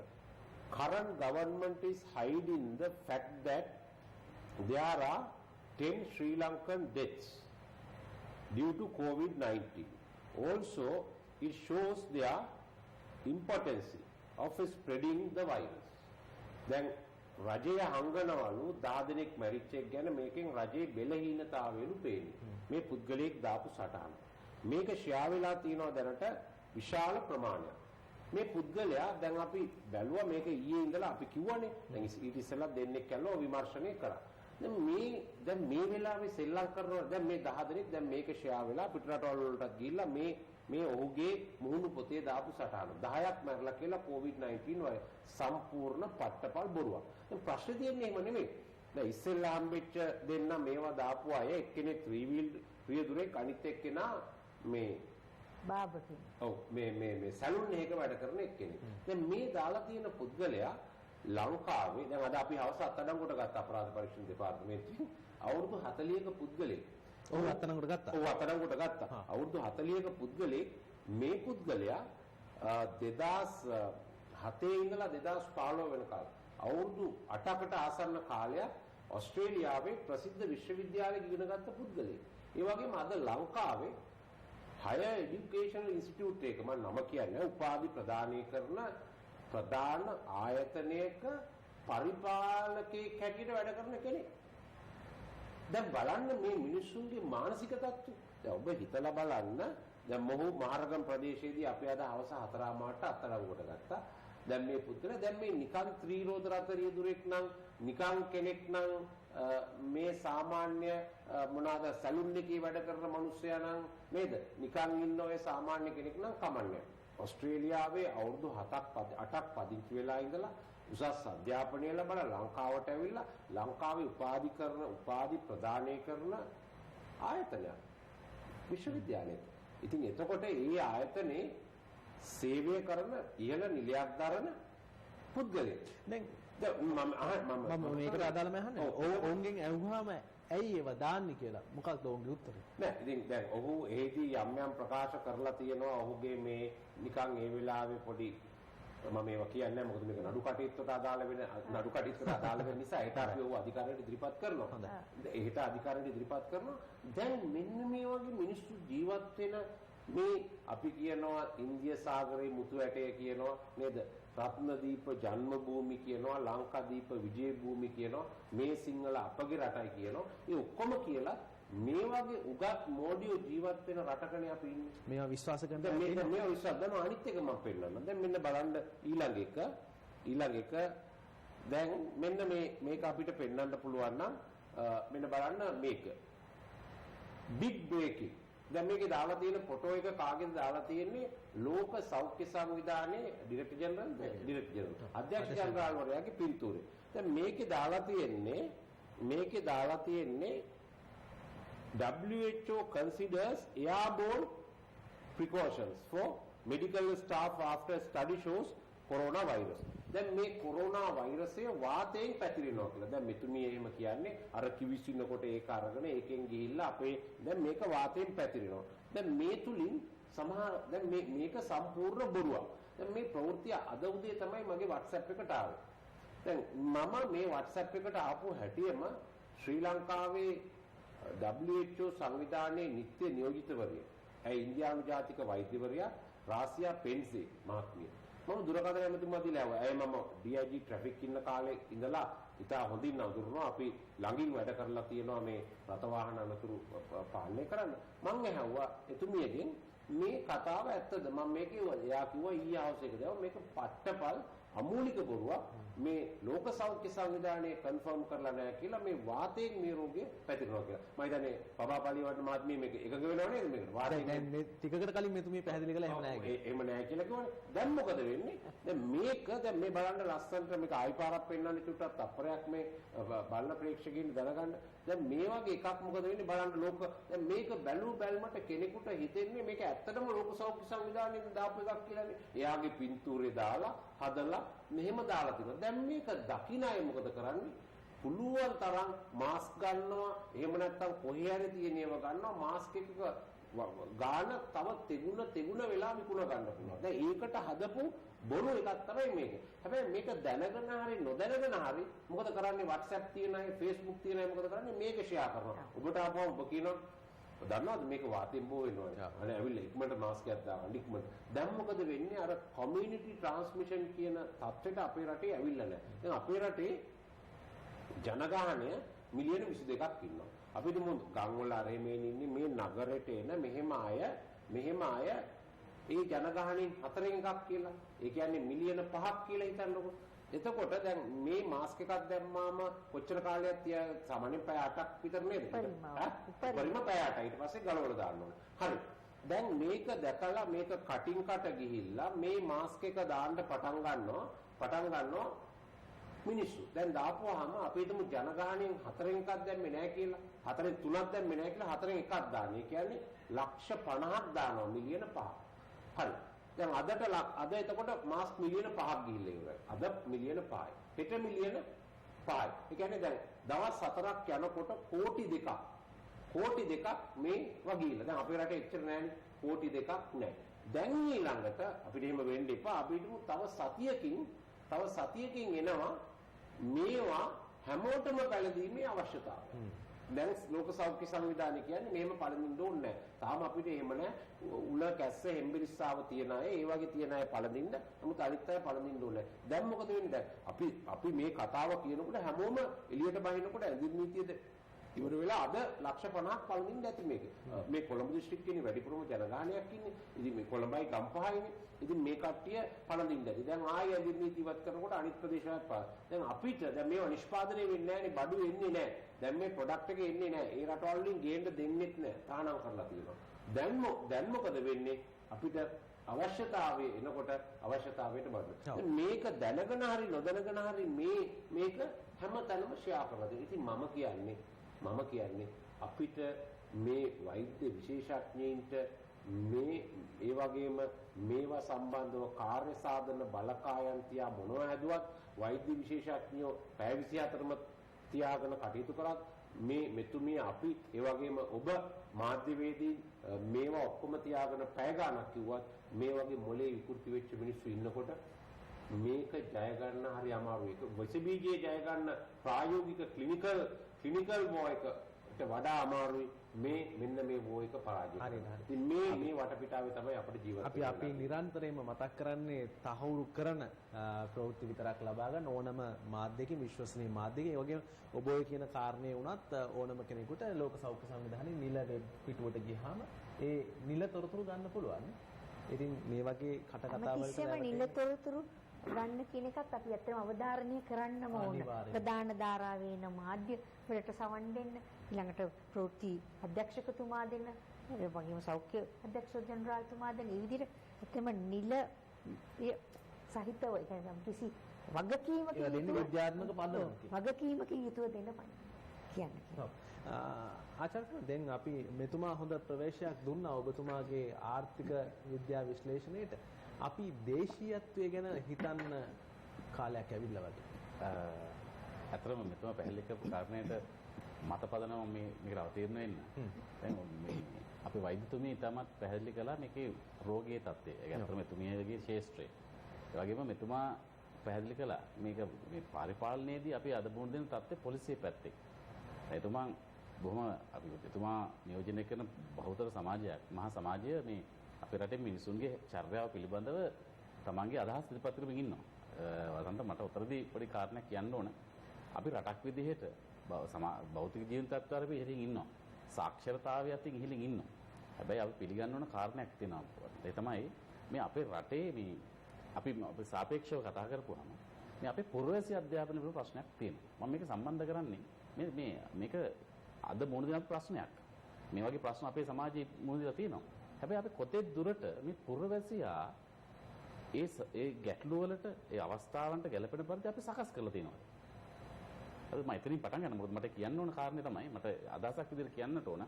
සැබෑ ලෙසට මේ අපේ රටේ අධ්‍යාපන ක්‍රමේ මේ පුරවැසියෙක් ගොඩනගන්න අපේ අධ්‍යාපන මූලික අධ්‍යාපන කොටසක් නැහැ. ඒක වෙනම පැත්තක් වෙන්න පුළුවන් වසන්ත. ඒවට පිළිගන්නට ඕනේ.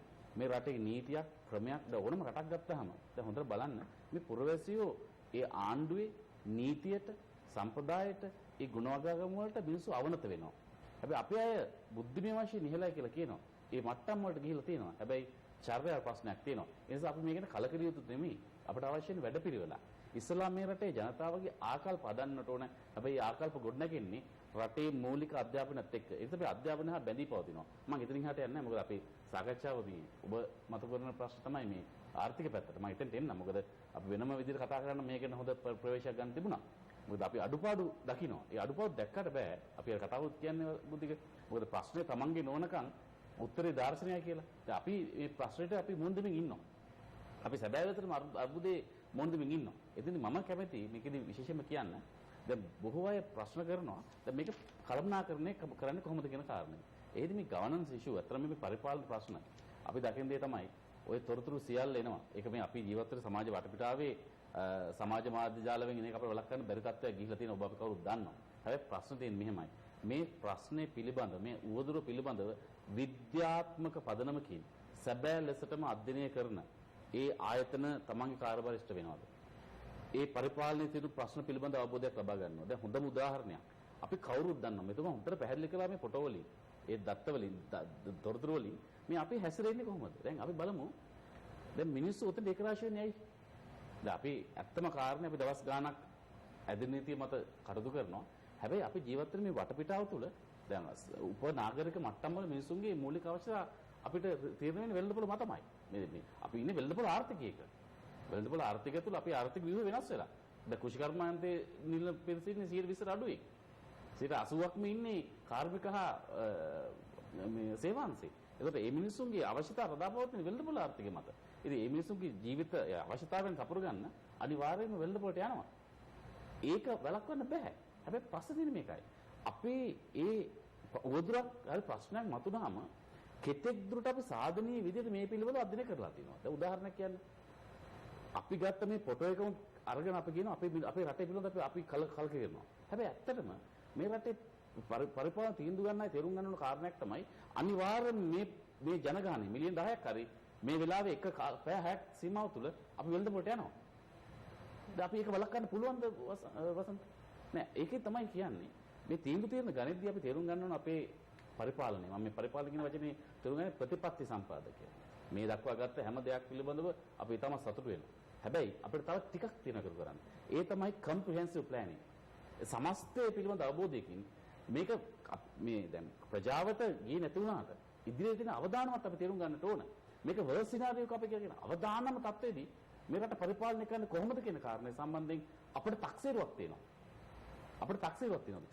සැලැස්මක් තියෙනවා. ඒ සැලැස්ම ක්‍රියාත්මක කරද්දී අපි කොතෙක් දුරට ඒ සිනාරියෝස් විදිහට බෙදාගෙන තියෙනවද?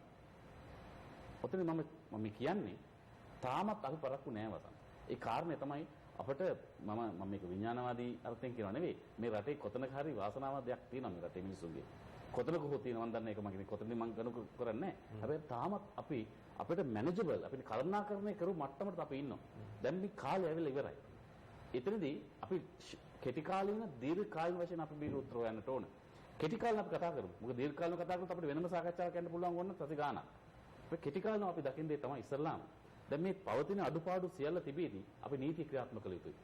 දැන් ඒ සම්බන්ධයෙන් අපේ නීති ක්‍රියාත්මක කරන නිලධාරීන්ට අපි ගෞරවය පුද කරනවා. හැබැයි අපි තේරුම් ගන්න ඕන මේ හැම රටක්ම මේ ප්‍රශ්නෙට සාර්ථක ලෙස මුහුණ දෙන හැම රටක්ම ක්‍රියාත්මක කරන්නේ තීන්දුව తీරන නිවැරදි ලෙස ක්‍රියාත්මක කරලා. දැන් අපි කවුරුද දන්න චීනය. දැන් ලෝකේ කතා කළේ කොහොමද? දැන් චීනයේ දැවැන්ත ජනගහනයත් එක්ක මිලියන 1300ක් වෙන ජනගහනයත් එක්ක හැබැයි අපි දන්නවා පළවෙනිදා ජනවාරි පළවෙනිදා සිට හරි මාර්තු මාසෙදී අපි ආපු විදිහ අපි දැක්කා. චීනය කොහොමද කරුණාකරණය කියලා අපි දැක්කා. කෙනෙකුට කියන්න පුළුවන් ඔක ඩෙමොක්‍රසි කියන්නේ ප්‍රජාතන්ත්‍රවාදී දෘෂ්ටිකෝණයෙන් කියනකොට චීනය තොරතුරු දෙන්නේ නැහැ. ඒකේ තියෙන කොමියුනිස්ට් ආධිපත්‍යයෙන් හින්දා මේ මිනිස්සු තොරතුරු සමාජයට දෙන්නේ නැහැ කියලා කියන්නට පුළුවන්. හරිද? හැබැයි වැදගත් වෙන්නේ අවසානයේදී අපි වැදගත් වෙන්නේ මම කියන්නේ මේ මිනිස්සු ඒ තොරතුරු වසන් කරලා අපි කැමති අපි කැමතිසම කියන්නේ ඒ විනිවිද භාවයෙන් ක්‍රියාත්මක වෙන බව ඇත්ත. හැබැයි යම් ආකාරයක ඊළඟ පරම්පරාව හරි මුළු සමස්ත රට හරි මේ විනිවිද චීනයේ ජයග්‍රහණ අත්පත් කරගෙන තියෙනවා.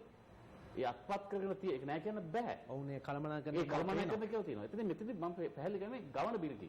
මේ ආණ්ඩුවක් විදිහට රජයක් විදිහට අපි ගන්න තීන්දුව තියෙන කෙටෙක් දුරට හොඳම විකල්පයේද? ඒ විකල්ප ක්‍රියාත්මක කරන යාන්ත්‍රක කොතෙක් දුරට සාර්ථක ක්‍රියාත්මක වෙනවද? දැන් බලන්න ප්‍රජාතන්ත්‍රවාදය ගැන කතා කරන මහා ඊළඟ අයිතිවාසිකම් ගැන කතා කරන සමාජය අද මේ අර්බුදයෙන් වැඩිපුරම බලපෑමක් කියලා තියෙන්නේ කොහෙද? ධනේශ්වර ලිබරල් ප්‍රජාතන්ත්‍රවාදී රාජ්‍යයන් වලට. දැන් බලන්න ඇමරිකාවේ අදපත්තේ. බලන්න ඉතාලිය අපි කවුරුත් දන්නවා මේ වෙනක අපි කතා කරමින් ඉන්නවා. ස්පාඤ්ඤ මේ සියල්ල යුරෝපානු කලාපයක්. ප්‍රජාතන්ත්‍රවාදී ලිබරල් ප්‍රජාතන්ත්‍ර රාජ්‍යයන්. අද පයින් ගහලා එළවලට දාලා නීති ක්‍රියාත්මක කරනවා. දැවැන්ත රටවල් අද වැඩිලා. හේතුව තමයි ඔය නිදහස අයිතිවාසිකම මේ සියල්ල ඔක්කොම යටයි මිනිහාගේ පැවැත්මට.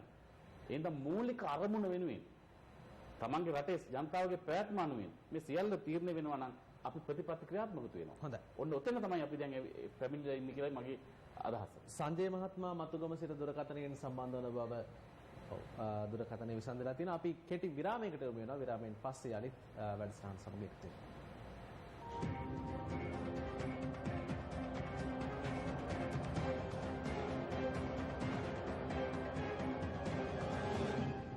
COVID-19 Special Report. මේ බත්තරමුල්ල අපේ ගම පරිශ්‍රයේ පැවති සිතුවමින් දිනමු ජාතික වැඩසටහනේදී රට පුරා සිතුවම් ඇඳි සිත්තරුන් තම ජීවිතය සිතුවම් කළ අයුරු.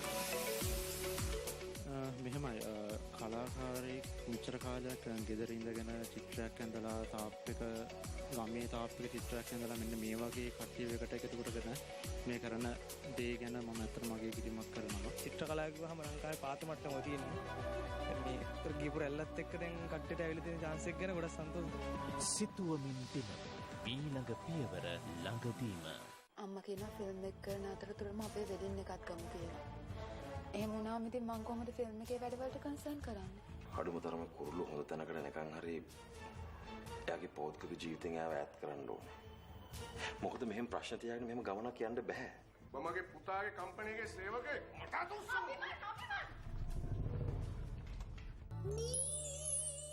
නීල පබලෝ හෙට රාත්‍රී 9ට. Ready Gwen? Yes I am. වටවල් 180ක විකාශය කෙරෙන මහා ගීත රසෝගය The Voice දැන් ශ්‍රී ලංකාවේ. ශ්‍රී ලංකාවේ නිෂ්පාදනය කිරීම සඳහා නෛතික අයිතිය දිනු සිරස TV අභිමානයෙන් දේශයට පිළිගන්වයි. The Voice Teen ශ්‍රී ලංකා සති අග සිරසේ රෑ 7:30 7:30 හැබැයි වැරදි කෙනෙක්ට ආදරය කරන එක ඊටත් වඩා ලොකු වැරද්දක් කියන පාඩම මං ඉගෙන ගත්තේ ආකාශ්ගෙන්. ඔයා සැහැල්ලුවෙන් hina වෙලා හිටියට ඔයා කරන සමහර දේවල් වලට නම් සැහැල්ලුවෙන් hina වෙලා ඉන්න බෑ රංගයි. කිසිම කෙනෙක්ගේ උදව්වක් නැතුව කාස්ට් එක නගරයක ඒ ගිරවි තට්ට තනියෙන් ගිරවිකුත් හදාගෙන ජීවත් වෙනවා. හෙට රාත්‍රී 8:30ට.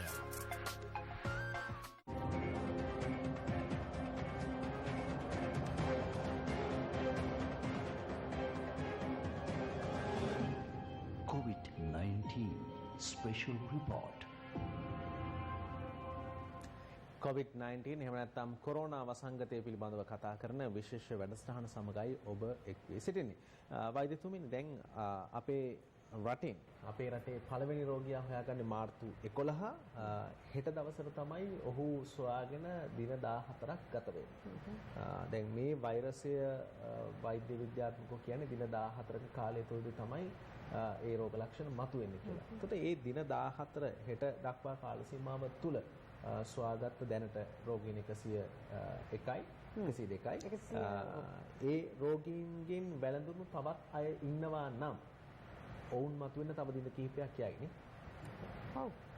ඔව් දැන් මේ රෝගීන්ගේ ආශ්‍රිතයින්ට රෝගී වැළඳීම තව දින කිහිපයක් ඉස්සරහට යන්න පුළුවන්. ඒ කියන්නේ 14ක් ඇතිවන් අතර තියෙන්න ඕනේ රෝගය ශරීර විස බීජ ශරීරගත වෙලා වෛරසයේ ශරීරගත වෙලා දින 14කට පස්සේ තමයි උපරිම රෝග ලක්ෂණ ඇති වෙන්නේ. කියන්නේ උපරිම බීජ ඖෂධ සමය කෙනෙකුට සතියකිනුත් ඇති වෙන්න පුළුවන්. දවස් 5කිනුත් ඇති වෙන්න පුළුවන්. 10කිනුත් ඇති වෙන්න පුළුවන්. 14 පැනනට පස්සේ පැනනම තමයි රෝග ලක්ෂණ. ඒ අතරින් රෝග ලක්ෂණ ආවෙන්නේ නැත්නම් ආශ්‍රිතය ප්‍රශ්නයක් නෑ. කලාතුරකින් කෙනෙකුට තමයි 14නුත් එහා ගිහිල්ලා එන්න පුළුවන් රෝග ලක්ෂණ මතුවෙන්න පුළුවන්. ඒක ඉතාමත්ම කලාතුරකින් වෙන දෙයක්. ඒතර මේ අතරේදී අපි හිතමු රෝග ලක්ෂණ මතු වුණා නම් අපිට පුළුවන් පරීක්ෂණය කරලා සනාථ කරන්න. ඒ අනුව මේ පවතින තත්වයෙන් අපිට තව කොච්චර කාලයක් යන්න වෙයිද? දැන් අද අවසාන වේදාගේ ඉඳලා ඉතින් අපිට බලන්න වෙනවනේ. අද වාර්තා වෙච්ච ලෙඩෙක් ආවනම් ඒතර එයාගේ ආශ්‍රිතයින් ඔහු ආවේ සමාජයෙන් වෙන්න පුළුවන්. එහෙම නැත්නම් නිරෝධාන මධ්‍යස්ථානික වෙන්න පුළුවන්. සමාජයෙන් ආපු කෙනෙක් එයත් එක්ක ඉන්න ආශ්‍රිතව ඉන්න පුළුවන්. ළඟම ගෙදර අය ඉන්න පුළුවන්. එහෙම නැත්නම් රැකියාව වෙන්න පුළුවන්. ඒ විදිහට තව ආශ්‍රිතයෙන් ඉන්න පුළුවන්. ඒතර ඒ අය කෙරෙහි අපිට බලන්න වෙනවා මොහු හා ගැටුණු දවසක් සමග ඔවුන්ගේ දින 14ක් ඉස්සර. දැන් මේක සීරෝ කරන්න පුළුවන්ද? සීරෝ කරන්න පුළුවන් වෙන්න ඕන. තර අවස්ථාවකදී පුළුවන් වෙන්න ඕන. සීරෝම යන්න ඕන නැත්නම් අපිට රෝගීන් නැහැ කියන්න බෑ. රෝගීන් නැති මට්ටමටම අපි ගේන්න ඕනේ. ඒක ටිකක් කල් යයි. ඒක පාරට සීරෝ වෙන්නේ නැහැ.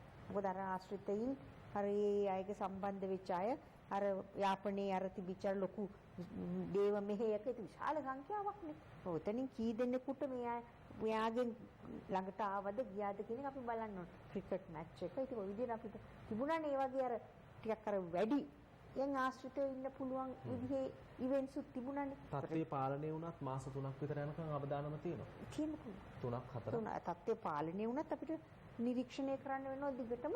ලෝකයේ අනිත් රටවල් වල තිබුණොත් නැවතත් ඒ අය රටට එන්න ගත්තොත් තවත් ආය පාරක් විසබීජ අරගෙන එන්නත් පුළුවන්. අපිට රටේ මේ තත්ත්වය අපිට අවසාන රෝගියාගේ සිට ඉදිරියට ඉන්කියුබේෂන් පීරියඩ් දෙකක් අපි කියන්නේ. 14 ඒවා දෙකක් 28ක්. බලලා එතකොට තමයි අපි රටේ රෝගය නෑ කියන්නේ. දවස් 28ක් තුල එක්කෙනෙක්වත් වාර්තා වුණේ නැත්තම්. දවස් 14න් අපි සෑහීමකටපත් වෙන්නේ නෑ. දෙකක් යන්න දෙකක් ගිහලා නැත්තම් ඔන්න අපිට රට නෑ. ඔන්න කොවිඩ් තුරන් කරා කියලා හිතන්න පුළුවන්. ඒ ගානට එන්න ඕනේ. හැබැයි ඒත් පරිස්සම් වෙන්න වෙනවා. දිගටම මේ විදිහට නම් කරන්නත් වෙනවා. පොලිසිය උදව් ඇතුව මේ වගේ අපිට ටිකක් මේව වහගෙන මෙහෙම වැඩ කරන්නත් වෙනවා. අජිත්වත් මහත්තයා අර ඉතාලියෙන් ඇවිල්ලා සැඟවිච්ච අය ඔක්කොම හොයාගත්තද? ඔව් ඒක ඉස්සෙල්ලා මේ මෙතුමා කිව්ව කාරණයක් ගැන මම තවත් එක තව විස්තර කරන්න ඕනේ. දැන් මේ කොවිඩ් වසංගතය දුරලන්න දැන් කාර්ය සාධන බලකායක් පිටවලා තියෙනවානේ. දැන් මේ කාර්ය සාධන බලකායේ ඉන්නවා සෞඛ්‍ය ඇමතුමිය ඉන්නවා, යුද හමුදාපතිතුමා ඉන්නවා, අපිත් ඉන්නවා, විවිධ ආයතන ඉන්නවා. දැන් මේකෙන් තමයි ජනාධිපතිතුමාට නිර්දේශ ඉදිරිපත් කරන්නේ. හැබැයි දැන් මේ තීරණ ගැනීමේදී හැම තීරණයක්ම මේකෙදී ගන්නේ යුද හමුදාව පොලිසිය අපි නෙමෙයි. ඒ කියන්නේ ඒ ත්‍රිවිධ හමුදා ඒවැය ඉන්න මේ අය නෙමෙයි, මේ වසංගත විශේෂඥයෝ කියන විදිහට තමයි තීරණ ගන්න. කියන්නේ ඒගොල්ලන්ගේ නිර්දේශ මත තමයි. මොකද මම මේ කමිටිය දැන් ඉන්නවනේ සද්දයක තුනක ඉඳලා මම දන්නවනේ. හැම වෙලාවෙම පුත්තලම ප්‍රදේශයට ඉස්සෙල්ලාම ඇඳිරි නීතිය ප්‍රකාශනපත් කළා කොච්චි කඩේටයි දාන්න කියන තීරණයක් ගත්තේ ඒ විශේෂඥයෝ ඇනලයිස් කරලා කියන දේවල් වල. ඊළඟට ඒක ව්‍යාප්ත වෙලා යනකොට වත්තල මේ පැත්තට දාන්න ඕනේ කියලා ගත්තේ ඒ තීරණය උඩ. ඊට පස්සේ මේකේ ව්‍යාප්තිය බලලා ලංකාවට දාන්න කියලා ගත්තේ. ඒතර මේ දින තීරණය කරන්නේ මේවා දැන් යම් කිසි ප්‍රමාණයකට මේ ඉවත් කරන්න අර මිනිස්සුන්ට මේ හැම දෙයක්ම තීරණය කරන්නේ මේ දැනට තියෙන මේ අපි අර වෙන තීරණ ගන්න අය නෙමෙයි. පැහැදිලිනේ මේක සෞඛ්‍ය සටනක් ඇතුළේ තීරණ ගන්නවා. තීරණ අරගෙන ඒක ප්‍රකාශනපත් කරනවා. ඒක හරි ජනාධිපතිතුමා වෙනුවෙන් ජනාධිපති ලේකම්තුමා ඒ අය ප්‍රකාශනපත් කරනවා. නමුත් මේ තීරණ වලට පදනම වෙන්නේ හුදෙක්ම සෞඛ්‍ය විශේෂඥයින්ගේ නිර්දේශ. දැන් ඒගොල්ලෝ තමයි ප්‍රකාශ කරලා තියෙන්නේ. ඇත්තටම දැන් මේ දිස්ත්‍රික් එක එකපාරටම ඇඳිරි නීතිය ඉවත් කිරීමත් හොඳ නෑ කියලා. මොකද ඒ අය අධ්‍යයනය කරලා අත්දැකීම් ඇතුව වෛද්‍ය විද්‍යාත්මක පදනමකින් තමයි එහෙම කියන්නේ. දැන් අපි ගත්තොත් එහෙම පුත්තලම දිස්ත්‍රික්කයේ ඒ ප්‍රදේශවල වැඩිපුර ඉන්නවා මේ කට්ටිය ඉන්නවනේ. දැන් අපි කිව්වේ ඒකයි අර දිස්ත්‍රික්කෙන් පිටට යන්න එපයි කියලා. දැන් දිස්ත්‍රික්කෙන් පිටට යන්න එපා කියලා කිව්ව හේතුව තමයි දැන් චීනේ වුහාන් වල වෙලා තියෙන්නේ මේක තමයි. මොකද චීනේ පොඩි ලිහිල් බවක් දක්වලා තියෙනවා මේ ඇදිරි නීතියේ. මේ අර චීනේ අවුරුදු කාලයක් ආවනේ පොඩි ලීනියන්කම දුන්නා. ඒ දුන්න වෙලාවේදී මෙහි හිටපු කට්ටිය, ඒ කියන්නේ නිරෝගීව කියලා හිටපු කට්ටිය මොකද කරේ අනිත් පැති වලට ගියා. හැබැයි නිරෝගීව කියලා ඉඳලා ගියා වුණාට ඒගොල්ලෝ ගියේ මේ ජර්ම් එකත් අරගෙන. එහෙම තමයි කියන්නේ. එතකොට අර කොහෙද ඉතාලියේ ලොම්බාඩියා කියන ප්‍රදේශයේ ඒ ප්‍රදේශෙත් තුනේ මේකම තමයි. ගොඩක් කර්මාන්ත ශාලා තියෙනවා. චීනාය විසින් ධනවතුන් විශාල වශයෙන් ඉන්නවා. දැන් මෙහෙ රෝගේ තියෙනවායි කියනකොට ඒගොල්ලෝ මොකද කරේ වෙන ප්‍රදේශවල සංක්‍රමණය වුණා. හැබැයි සංක්‍රමණය වුණේ මේ රෝගෙත් අරගෙන. ඒගොල්ලන්ට නිරෝගී විදිහට ගියාට රෝගෙත් අරගෙන. දැන් ඒ වගේ දැන් අපි හැම වෙලෙම කියනවා දැන් අදත් මට කෝල් දෙනවා හරි වැඩක් නේ ඉතින් අපිට මේ මෙහෙම කරලා මට මේ රත්මලානේ ඉන්න මට මගේ නුවර තියෙන ගෙදෙට්ට යන්න බැයිද වැඩක් නෑනේ. හරිද? එහෙම නැත්තම් මීගමුවේ ඉන්න අපිට යන්න බැයිද පානදුරේට? මොකද්ද මේක මොනවද මේ ඕගොල්ලෝ කරන්නේ? සමහර අය අහනවා. හරිද? දැන් මේ අපිට එහෙම කිසිම ප්‍රශ්නයක් නැහැ. මේ දැන් මේකේ தත්ත්වය තාම මිනිස්සුන්ට අවබෝධ වෙලා නැති එකනේ මේ ප්‍රශ්නේ තියෙන්නේ. එතකොට තවමත් අපේ තියෙනවා මේ රත්මලානේ ඉන්නේ කෙනා එයා අහන්නේ රත්මලානේ ඉන්නේ කෙනාට ඇයි නුවරට යන්න බැරි? මොකද්ද තියෙන ප්‍රශ්නේ? මට ලෙඩේ නැහැ. මම දැන් සෞඛ්‍ය බලධාරීන් කියන්නේ මේ දැන් එහෙම නැත්තම් මේ වගේ මේ දවස් 5ක් 6ක් 7ක් මේ පැය 4ක් දීලා මේ මිනිස්සු මෙහෙම කරලා තියන්නේ මොකද්ද? මේක මේ මිනිස්සුන්ගෙන් පරිගන්න චේතනාවෙන්ද? එහෙම නැත්නම් මිනිස්සුන්ට හිතාමතා කරදර කරන්නද? නැහැ. මේ සෞඛ්‍ය බලධාරීන් කියනවා මේවා ඇනලයිස් කරලා විස්තර කරලා නිර්දේශ ඉදිරිපත් කරනවා මේ අනුව තමයි ක්‍රියාත්මක වෙන්න ඕනේ. මේකේ තේරුම් ගන්න ඕනි සරලම දේ තමයි මේකේ වාහකයක් මිනිසාමයි වාහකයක්. එතකොට නුවරට කොළඹට අඟහරුපුරට යාපනට ඕතරකට අරයන්න පුළුවන්. නෑ ඉතින් එහෙම ගියාම යනවනේ. මට මගේ පුතා ගාවට යන්න බැරි මොකද? මගේ දරුවයි නෝනා ඉන්නේ මොනරාගල. මම දැන් දවස් 3ක් හිටියා මට ඉන්න කියනවලු මේ දිස්ත්‍රික්කෙට යන්න දෙන්නේ නැහැලු. දරුවයි පුතා ඔබ දකින්න ඇති චීනයේ වුහාන් ප්‍රදේශයේ සේවය කරපු සමහර හෙද කාන්තාවන් තමුන්ගේ දරුවෝ මාස 3කින් දැක්කේ නැහැ ඒ කරපු කැපකිරීම. චීනිය වගේ රටක් ලෝකේ ධනවාදී ආර්ථිකයේ තියෙන ඇමරිකාව අභිබවා. ලෝකේ බැංකු 10ක් තියෙනවා මේ ධනවත්ම බැංකු 10න් 8ක්ම තියෙන්නේ චීනේ මේ වෙනකොට. ඇමරිකාවේ කොඩිය ගන්නෙ චීනේ. හරිද? ඒ තත්ත්වයට ආවේ මිනිස්සුන්ගේ තියෙන විනයත් එක්ක. ඉතින් අපිත් ඒක තේරුම් ගන්න ඕනේ. ඒ තේරුම් ගන්න ඕනේ මිනිස්සුන්ගේ විනය තමයි වෙන මොනවටවත් වැඩි වැදගත්. ඉතින් මේ වෙලාවේ සමහර මිනිස්සු හැමදේම බලාපොරොත්තු වෙනවා. හැමදේම අපිට පැය 6කින් පුළුවන් ද බඩු ටික ගන්න. හරිද? එතකොට එහෙම පුළුවන් ද කොහෙද බඩු තියෙන්නේ? අපි අරවා ගියා සීනි නෑ, මෙතන පොල් තෙල් නෑ. ඒක ඇත්ත. ඉතින් මේක අපි බලාපොරොත්තු වෙච්ච දෙයක් නෙමෙයි. ඉතින් ඒවා සැලසුම් කරලා යම් අඩුපාඩු තියෙන්න පුළුවන්. ඒවා විඳදරාගෙන මේ වේසනෙන් බේරෙන්න එපා. එහෙම නැත්නම් ඉතින් මේ මස්රාත්තලම ගන්න ගිහිල්ලා අර ශෛලොක්කගේ වැඩ කරන්න ගියොත් ඉතින් මුළු අපි හැමෝගෙම විනාශය තමයි වෙන්නේ. ඒකින්ද මේක අවබෝධ කරගෙන ජනතාව කටයුතු කරන්න ඕනේ.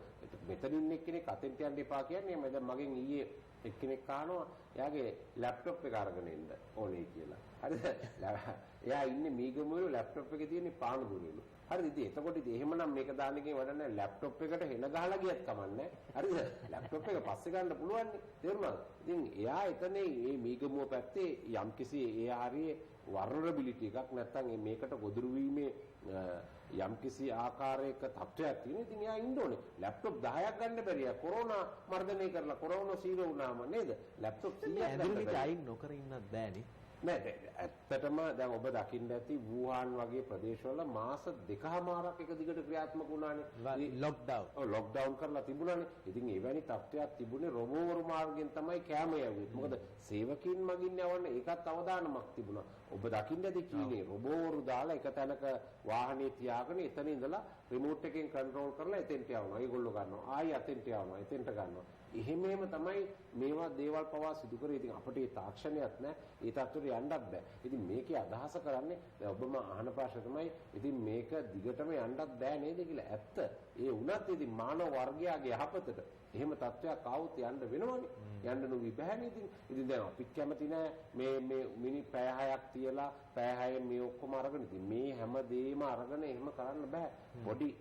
පොඩි අපේ භාෂාවෙන් කිව්වොත් කට්ටක් කන්න වෙනවා. ඉතින් මේක පොඩි කට්ටක් අපිට වෙලාව ටිකක් සීමිතයි. මට ප්‍රශ්න කීපයක් තියෙනවා ඔබෙන් ඉතාලම කෙටි පිළිතුරු බලාපොරොත්තු. අර ඉතාලියේ ඉඳන් ඇවිල්ලා සැඟවිලා ඉන්නවා කියලා ඔබතුමාලා කිව්වා. එහෙම සැඟවිච්ච අය තවම ඉන්නවා. එහෙම සැඟවිච්ච අය දැන් 2-3 දෙනෙක් හම්බුණා. ඇත්තටම මං හිතන්නේ 12කට වැඩි. මටම කතා කරලා සමහර අය බාර දුන්නා. මං ඒ පොලිසිය වලට කතා කරා. විශේෂයෙන්ම ගම්පහ දිස්ත්‍රික්කේ තමයි වැඩිපුර හිටියේ. පුත්තලම දිස්ත්‍රික්කයේ කෙනෙක් දෙන්නෙක් හිටියා. බාර දුන්නා. ඉතින් ඒ අයගේ ඇත්තට මේගොල්ලෝ හැංගුනේ මේ ලිය කීවිලි වල අඩුපාඩු තියෙන අය. ගිය නමෙන් නෙමෙයි ඇවිල්ලා තියෙන්නේ. ආපු නමෙන් නෙමෙයි ගිහිල්ලා තියෙන්නේ. මේ වගේ ප්‍රශ්න. ඉතින් අපි මේ වෙලාවේ ඒව සලකන්නේ නැහැ. මේ ජාතික ව්‍යසනයක් තියෙන වෙලාවේ ඒව ප්‍රශ්න නෙමෙයි. ඉතින් ඒ අය ඇත්තටම ඉතින් තවත් ඉන්නවා නම් දැන් හැබැයි ගුවන්තොටුපොළ වහලත් දැන් කාලයක් වෙනවා. තව ඉන්න පුළුවන් මේ කාලේ. ඊයේ ඡායාරූප වගේක් ඔබතුමා ප්‍රසිද්ධ කරන්න මාධ්‍යයට එවලා තිබ්බා. මාධ්‍යයට එවලා තිබ්බා. ඒ ඡායාරූප වල සමහර අය නම් ඇත්තටම නිරෝධායනයට ලක් වෙලා වගේ තිබුණා. ඉතින් ඒ ගැනත් අපි තවදුරටත් බලාගෙන යනවා. නමුත් ප්‍රධානම ප්‍රශ්නේ තියෙන්නේ මේක සංගවගෙන ඉන්න එපා කියන කාරණේ. රාගමට ආපු රෝගියා ඔහු කිව්වේ මොකද්ද? මට පපුවේ අමාරුව තියෙනවා කියලා. හැබැයි ඔහු දන්නවා හොඳටම මේ ගුවන් විදුලියෙන්, රූපවාහිනියෙන්, පත්තරෙන්, වෙබ්සයිට් වලින් ඔක්කොගෙන් මේ රෝගේ ලක්ෂණ කියනවා. සෙම ගතිය තියෙනවා, උණ තියෙනවා, උගුර කහන ගතිය තියෙනවා. මේවා කියන ඔහු දන්නවා ඔහුට මේක තියෙනවායි කියලා. ඒ වගේම ඔහු දන්නවා ඔහු මේ ඊයේ පෙරේදා පාටි දාපුවමට පස්සේ ඉතාලියේ ඉඳලා ආපු කට්ටියක් එක්ක පාටි කීපයක් දැම්මයි කියලා ඔහු දන්නවා. එහෙම දැනගෙන දැන් උණට බේත් ගන්නවා වෙනුවට මොහු ඇවිල්ලා ඇතුළත් වුණා මොනවටද හෘද රෝගයක් කියලා රාගම රෝගවලට. දැන් අන්තිමට මොකද උනේ? ඒ වාට්ටුව ජීවාණුහරණය විස බීජ හරණය කරන්න වුණා.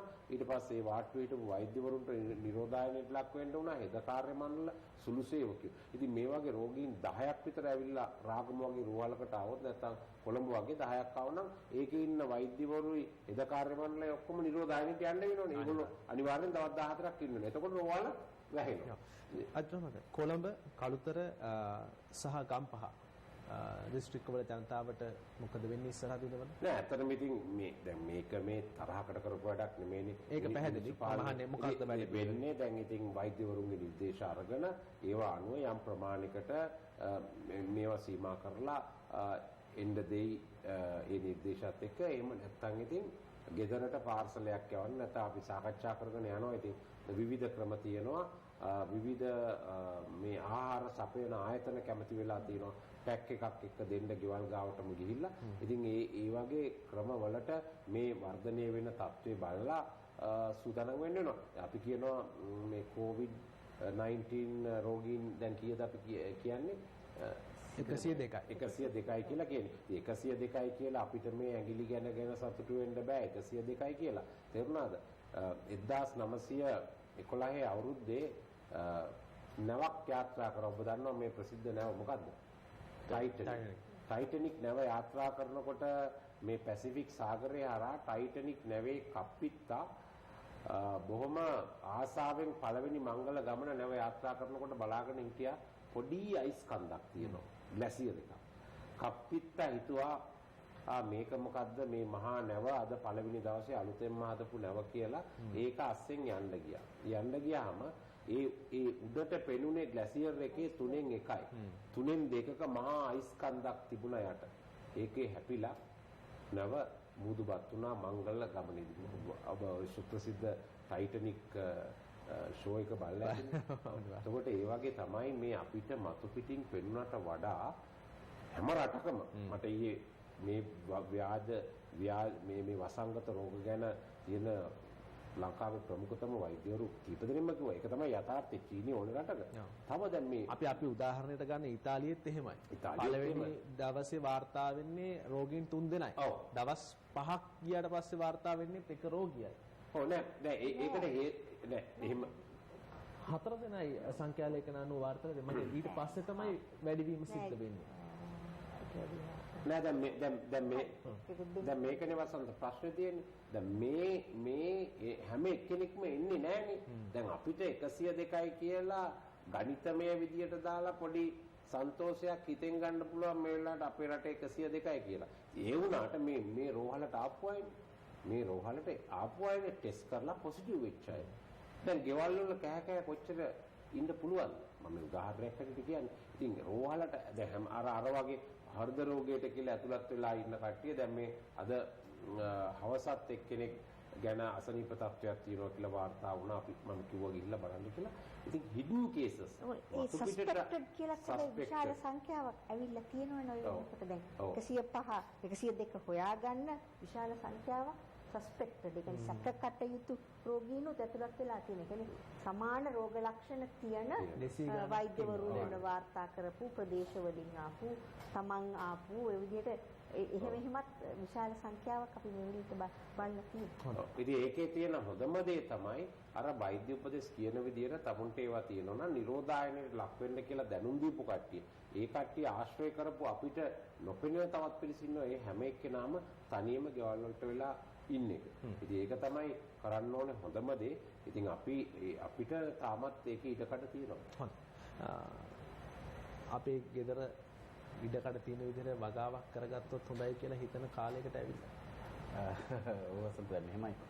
මිනිස්සුන්ට මේකේ මහා ආර්ථික විද්‍යාඥයායක් නෙමෙයි. ඔව් නෑ මෙහෙමයි. මිනිස්සු තේරුම් ගන්න ඕන කාරණා තමයි අභියෝගات එක තමයි මිනිස්සු ජය ගන්න. නේ අපි කියන දේ කවුරු පිළිගන්නට ඕන. වැඩි කාලෙකට මම කියන්නේ දැන් දෙවන ලෝක යුද්ධයෙන් බිමට සමතලා වෙච්ච ජපානය අවුරුදු 10ක් ඇතුළත 15ක් ඇතුළත ඔලිම්පික් උත්සවය පවත්වනවා. කණ්ඩ කිසි දෙයක් නැතුව රටකට. ඒ කියන්නේ අර්බුදත් එක්ක තමයි මේ ජාති හැමදාම ගොඩනැගලා තියෙන්නේ. හැම ජාතියක්ම ගොඩනැගලා තියෙන්නේ අර්බුදයත් එක්ක. මම කියන්නේ මේක අපි සතුටු වෙන්නේ නැහැ. කොහෙත් සතුටු වෙන්නේ නැහැ. හැබැයි මම විශ්වාස කරනවා නිදහසෙන් පසු ශ්‍රී ලංකාවේ අපිට අවස්ථා කීපයක් නිර්මාණය කරලා දුන්නා. එකක් ජනතා විමුක්ති පෙරමුණ නැගිටීම. අනෙක උතුරු නැගෙනහිර ප්‍රශ්නේ. සුනාමිය. මේ අපි එකක්වත් අපි දකින්නේ ගිලිහුණු අවස්ථා. මම කියන්නේ මේවත් එක් වෙන අවස්ථා. අපි සංවර්ධන මූලෝපායන වල තියෙන ගැටලු මේ පරිසරය හා සම්බන්ධ ප්‍රශ්න, මානවයා ගොඩනැගින ප්‍රශ්න අපි සැබෑ ලෙසට මේ ප්‍රශ්න අවබෝධ කරගන්න තියෙනවද?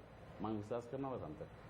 මේක අපේ ස්වභාව ධර්මය විසින් දුරු දැනුමක් වෙන්නත් පුළුවන් වසන්ත. මොකද මානව වර්ගයේ ප්‍රයත්න පරිසරය මේ සියලු කාරණා පිළිබඳව අපි කොතෙක් දුරට සැලසුම් සහගතද? අපි කොතෙක් දුරට මේ පිළිබඳව අවබෝධයෙන් ඉන්නවද? ඒ නිසා මිනිස්සු ගොඩනගන්නට ඕන මේ පරිසරය ගැන හිතලා, එකිනෙකා ගැන හිතලා. ඒ නිසා මම පෞද්ගලිකව විශ්වාස කරන්නේ ආර්ථික ප්‍රශ්න එනවා. අනිවාර්යයෙන්ම කෙටි කාලන දීර්ඝ කාලන ආර්ථික ප්‍රශ්න වෙනවා.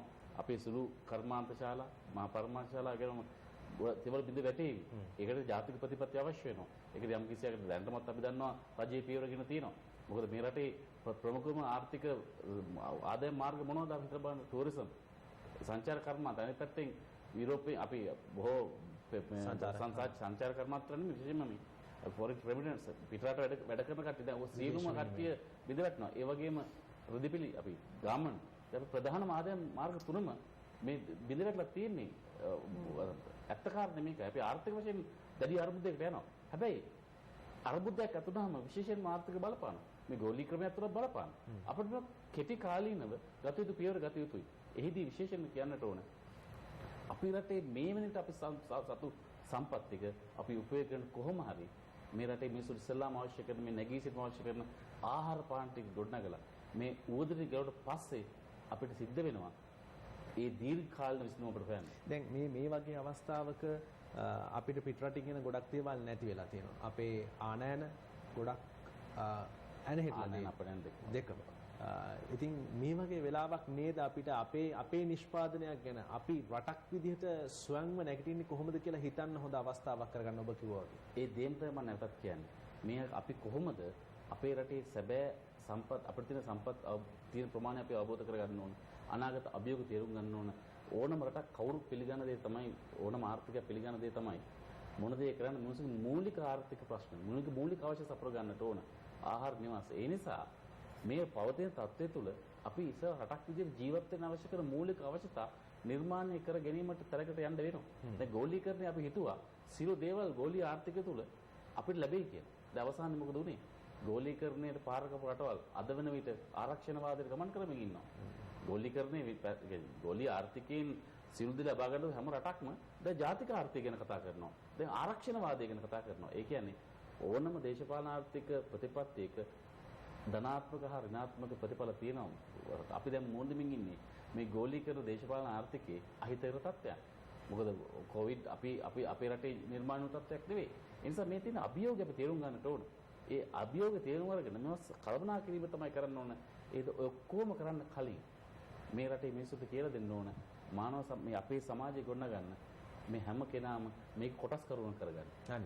කොටස්කරුවන් කිරීමෙන් තුල තමන් භාව තියෙන සම්පත් කොහොමද සියලු දෙනාගේ ප්‍රයෝජන සඳහා කටයුතු කරන්න කියන කාරණාත් එක තමයි ගොඩනැගලා තියෙන්නේ. මේක හොඳ අත්දැකීමක් වෙන විතරක් නෙවෙයි වසන්ත අපේ අනාගතේ අපේ රටේ ගොඩනගද්දී මේක අපේ අත්දැකීමක් විතර නෙමෙයි අපිට තියෙන අවස්ථාවක් කරගන්නත් ඉඩකඩ බොහොම තියෙනවා මේ රටේ. හොඳයි. අපි ඔබව කැඳවන්නේ ඒ නිසාමයි අපි අර්බුදයෙන් ගැලවිය යුතුයි. ගැලවුණාට පස්සේ යලිත් එවැනි අර්බුදයක් ඇති නොවන්න දැම්ම හිතන්න ඕනි කියන පණිවිඩය දෙන්න තමයි අපි ඔබව කැඳවන්නේ. වෛද්‍යතුමනි අපිට අවසන් කරන්න කාලය ඇවිල්ලා තියෙන්නේ. මම ඔබෙන් ප්‍රශ්නයක් අහන්නේ ඔබට යමක් ජනතාවට කියන්න ඇති. කියන්න තියෙන අපි පරීක්ෂණ කළා තියෙනවා 500කට වඩා. ඒ කියන්නේ එයින් අපිට 100 ගණක් තමයි. ඒ කියන්නේ අපි සැක කටයුතු රෝගීන් විශාල සංඛ්‍යාවක් පරීක්ෂාවට ලක් කරනවා. ඒ වගේම ඒ අයගේ රිපෝටිං එහෙම නැත්නම් දැනුම් දීම ඉතා ඉහළ මට්ටමක පවතිනවා අපේ රටේ. ඒක වෙනස් රටවල් වලට සාපේක්ෂව. අපි සමහර විට ටිප් ද අයිස්බර්ග් දකින්නවා කියන්නම බෑ. මම හිතනවා අපි කැච් කරනවා ගොඩක්. මොකද අනිත් අය කියනවා අසල්වැසියෝ කියනවා පිටරට ඉඳලා ආවා කියනවා තමන් ඉදිරිපත් වෙනවා. දැන් එතන ඒ අතින් බලුවම හොඳයි. ගොඩක් ඒ වගේම සෞඛ්‍ය සේවය තියෙනවා එයාට ළඟම තැනක් රිපෝට් කරන්න. කියන්නේ මොචිනෝ PHI ඉන්නවා. දැන් එහෙම ළඟ ස්පිරිතාලයක් තියෙනවා. එතකොට මේක නිසා අපි සෑහෙන ප්‍රමාණයක් අපි කැප්චර් කරනවා. සිස්ටම් එකේ කැප්චර් කරනවා. එතකොට අපෙන් ගිලිහෙනවා කියන එක මයිල්ඩ් ඒවා. හරියට හෙම්බිරිස කැස්ස නැති ඒවා. හැබැයි ඒගොල්ලෝ ස්ප්‍රෙඩ් කරා නම් ඒත් අපිට දකින්න ඕන. දැන් මයිල්ඩ් කෙනෙකුට තව කෙනෙකුට දෙන්න පුළුවන් රෝගය. එහෙම වුණා නම් එයාට සමහරට මයිල්ඩ් වෙන්නේ නැහැ. ඒකත් දර්ශනීය වෙන්න ඕන රෝගයක් බවට පත් වෙනවා. ඒක නිසා දැනට මේ පවතින තත්ත්වය අපි හොයාගන්නකම් ආශ්‍රිතයෙන් ඒ අය නිරෝධායනේ ඉන්නකම් gedara ඒ දවස් 14 ඉන්නකම් මේ තත්ත්වය පාලනය කරගන්න පුළුවන්. එහෙම ඉන්න වෙනවා. ඒ නිසා තමයි අපි මේ සියලුම දේ කරන්නේ. දවස් 21ක් ඉන්දියාව ඒ විදිහට කරා නම් අපිටත් මේ වගේ ඒ අපි කරන ස්වයං නිරෝධායනට අපිට මූලික අපිට බැරි නෑ. ඔව් බැරි වෙන්න බෑ. ඒ තමයි සෞඛ්‍ය පණිවිඩය. ආරක්ෂාව සම්බන්ධයෙන් ආරක්ෂාව සම්බන්ධයෙන් මට කියන්න තියෙන්නේ දැන් මේ මම කර කිව්වේ අපිට පේන ගාන 102යි නේ. ඒක තමයි අයිස්බර්ග් එකේ උඩ කෑල්ල. යට කෑල්ල මොකද්ද? මේ 20000ක් විතර අපි ස්වයං නිරෝධායනයට ලක් වෙන්න කියලා ඉන්න කට්ටිය. ඒක තමයි මට කියන්න ඕනෙකම තිබුණේ. දැන් ඒ අය ගෙවල් වල අපි ඉන්න කියලා තියනවා. ඒ අයට අපිට කියන්න තියෙන පණිවිඩේ දැන් ඒ අයට රෝගයක් නැහැ. හැබැයි අපි කියපු විදිහටම ඒ දින ගාන ඉන්න ඕනේ. අපි නෙමෙයි සෞඛ්‍ය බලධාරීන් කියපු විදිහටම ඉන්න ඕනේ. ඔබතුමාලා අධීක්ෂණය කරනවා. ඒකට අධීක්ෂණය කරනවා. මේ අවවාද පත්‍රිකාවකුත් අපි දීලා තියෙනවා ඒගොල්ලන්ට මේ ආකාරයට ඒ නිවසේ අවවාද පත්‍රිකාවක් ගහලා තියෙනවා. ඉතින් මේ අවවාද පත්‍රිකාව පැහැදිලිව තියෙනවා. ඒ අර අයිස්බර්ග් එකේ යට තුනෙන් එකනේ දැන් අපිට පෙවුනේ යට තමයි අර 20000 ඉන්නේ. දැන් අද වෙනකොට 22000. ඒගොල්ලෝ ගෙවල් වලින් එළියට බහින්න බෑ. ඒගොල්ලෝ ඉන්න ඕනේ. ඒගොල්ලෝ එළියට යන්නේ නැතුව හිටියොත් එතනින් කැඩිලා මේ ජයග්‍රහණය කරන්න පුළුවන්. ඒ විශාල පිරිස අපි විශ්වාස කරනවා ඇඳිරි නීතිය යම් වෙලාවකදී ඉවත් කරත් ඔබ නිවසේම රැඳී ඉන්න, නිවසෙන් එළියට යන්න එපා. ඔබ තමයි මේකේ තීරණාත්මක සාධකය. ඔබ තමයි මේ ස්වයං නිරෝධායනයට ලක් වෙන නිවෙස් වල ඉන්න අය තමයි අපේම සහෝදර ජනතාව මේකේ තීරණාත්මක අය. ඒ නිසා කිසිම අවස්ථාවක ඔබ එම නිරෝධායන රෙගුලාසි වලට පටහැනිව කටයුතු කරන්න එපා. එතකොට අර මුහුද යට තියෙන අයිස්බර්ග් එක එතනින්ම කඩලා ඉවරලා අපිට මේක ජයග්‍රහණය කරන්න පුළුවන්. ඒක නිසා ඒ තත්වයෙන් ඉන්න කියලා තමයි අපි සියලුම ස්වයං නිරෝධායනය වෙන අයට දැනුම් දෙන්නේ. හොඳයි. බොහොම ස්තුතියි.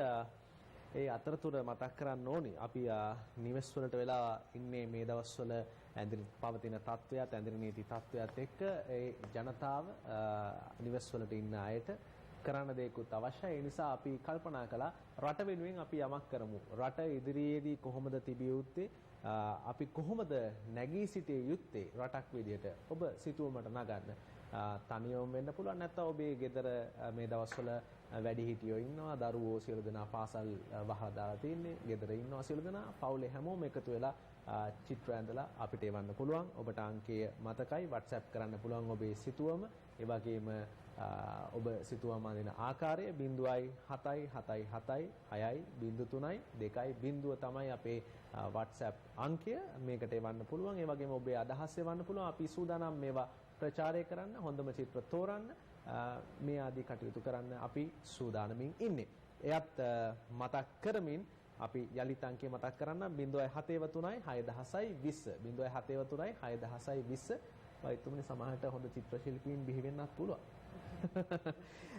කොහොම වුණත් අපි ප්‍රාර්ථනා කරන්නේ හැමෝම රටක් විදිහට අපිට මෙතනින් එහාට යන්න පුළුවන්. ඔව් පුළුවන්. හැබැයි අපි හැමෝම මේ අය කියපු විදිහට මේ කටයුත්තට දායකත්වය ලබා දිය යුතුයි. අපි එක් විය යුතුයි රටක් විදිහට. එහෙම වුණොත් අපිට ලෝකයේ අනෙක් රටවල් වලට වැඩිය වේගෙන් මෙය ජය ගැනීමේ හැකියාව තිබෙනවා. ආචාර්ය චාමින්ද අබේසිංහ මහත්මයාට ස්තුතිවන්ත වෙනවා. ඒ වගේම නීතිඥ අජිත් රෝහණ මහත්මයාට, විශේෂඥ වෛද්‍ය පබා පඩියවත්ත මහත්මියට ස්තුතිවන්ත වෙනවා. මේ තියෙන්නේ මම වැඩසටහන පටන් ගන්නකොට මේ ලබාගත් print out එකක්. කොරෝනා වෛරසය වැළඳුණු රෝගීන් සංඛ්‍යාව ඒ අවස්ථාවේ 10යි 15ට පමණ 4,01,183යි. දැන් වැඩසටහන අවසන් කරන අවස්ථාවේ 4,10,482යි. මියගිය සංඛ්‍යාව 10යි කාලට විතර 17,482යි. දැන් 18,295යි. ඒ නිසා මුළු ලෝකෙම ඉන්නේ භයානක තැනක. මේ ගැන යලිත් හිතන්න. හැම විනාඩියකටම සැරයක් අලුත් රෝගියෙක් එක් වෙන තත්ත්වයක් තියෙන. පුද්ගලයෙක් මරණ සංඛ්‍යාවත් ඉහළ යනවා. ඒ නිසා අපි හැමෝම මේකෙන් ගැලවෙමු. ආත්මාර්ථකාමීව හිතන්න. එහෙම වුණොත් පුළුවන් වෙයි. මම ගැන හිතන්න, මගේ දරුවෝ ගැන හිතන්න, ගෙදර ඉන්න වැඩිහිටියෝ ගැන හිතන්න. මේ රෝගයේ වාහකයෙක් බවට ඔබ පත්වන්නට එපා. ඒ ඉල්ලීම කරමින් සමුගන්නවා. කාර්යබහුල අවස්ථාවක පැමිණි ඔබ සියලු දෙනාට යලිත් වරක් ස්තුතිවන්ත වෙනවා. සුබ රාත්‍රියක්, සුබ දවසක්, සුබ අනාගතයක්.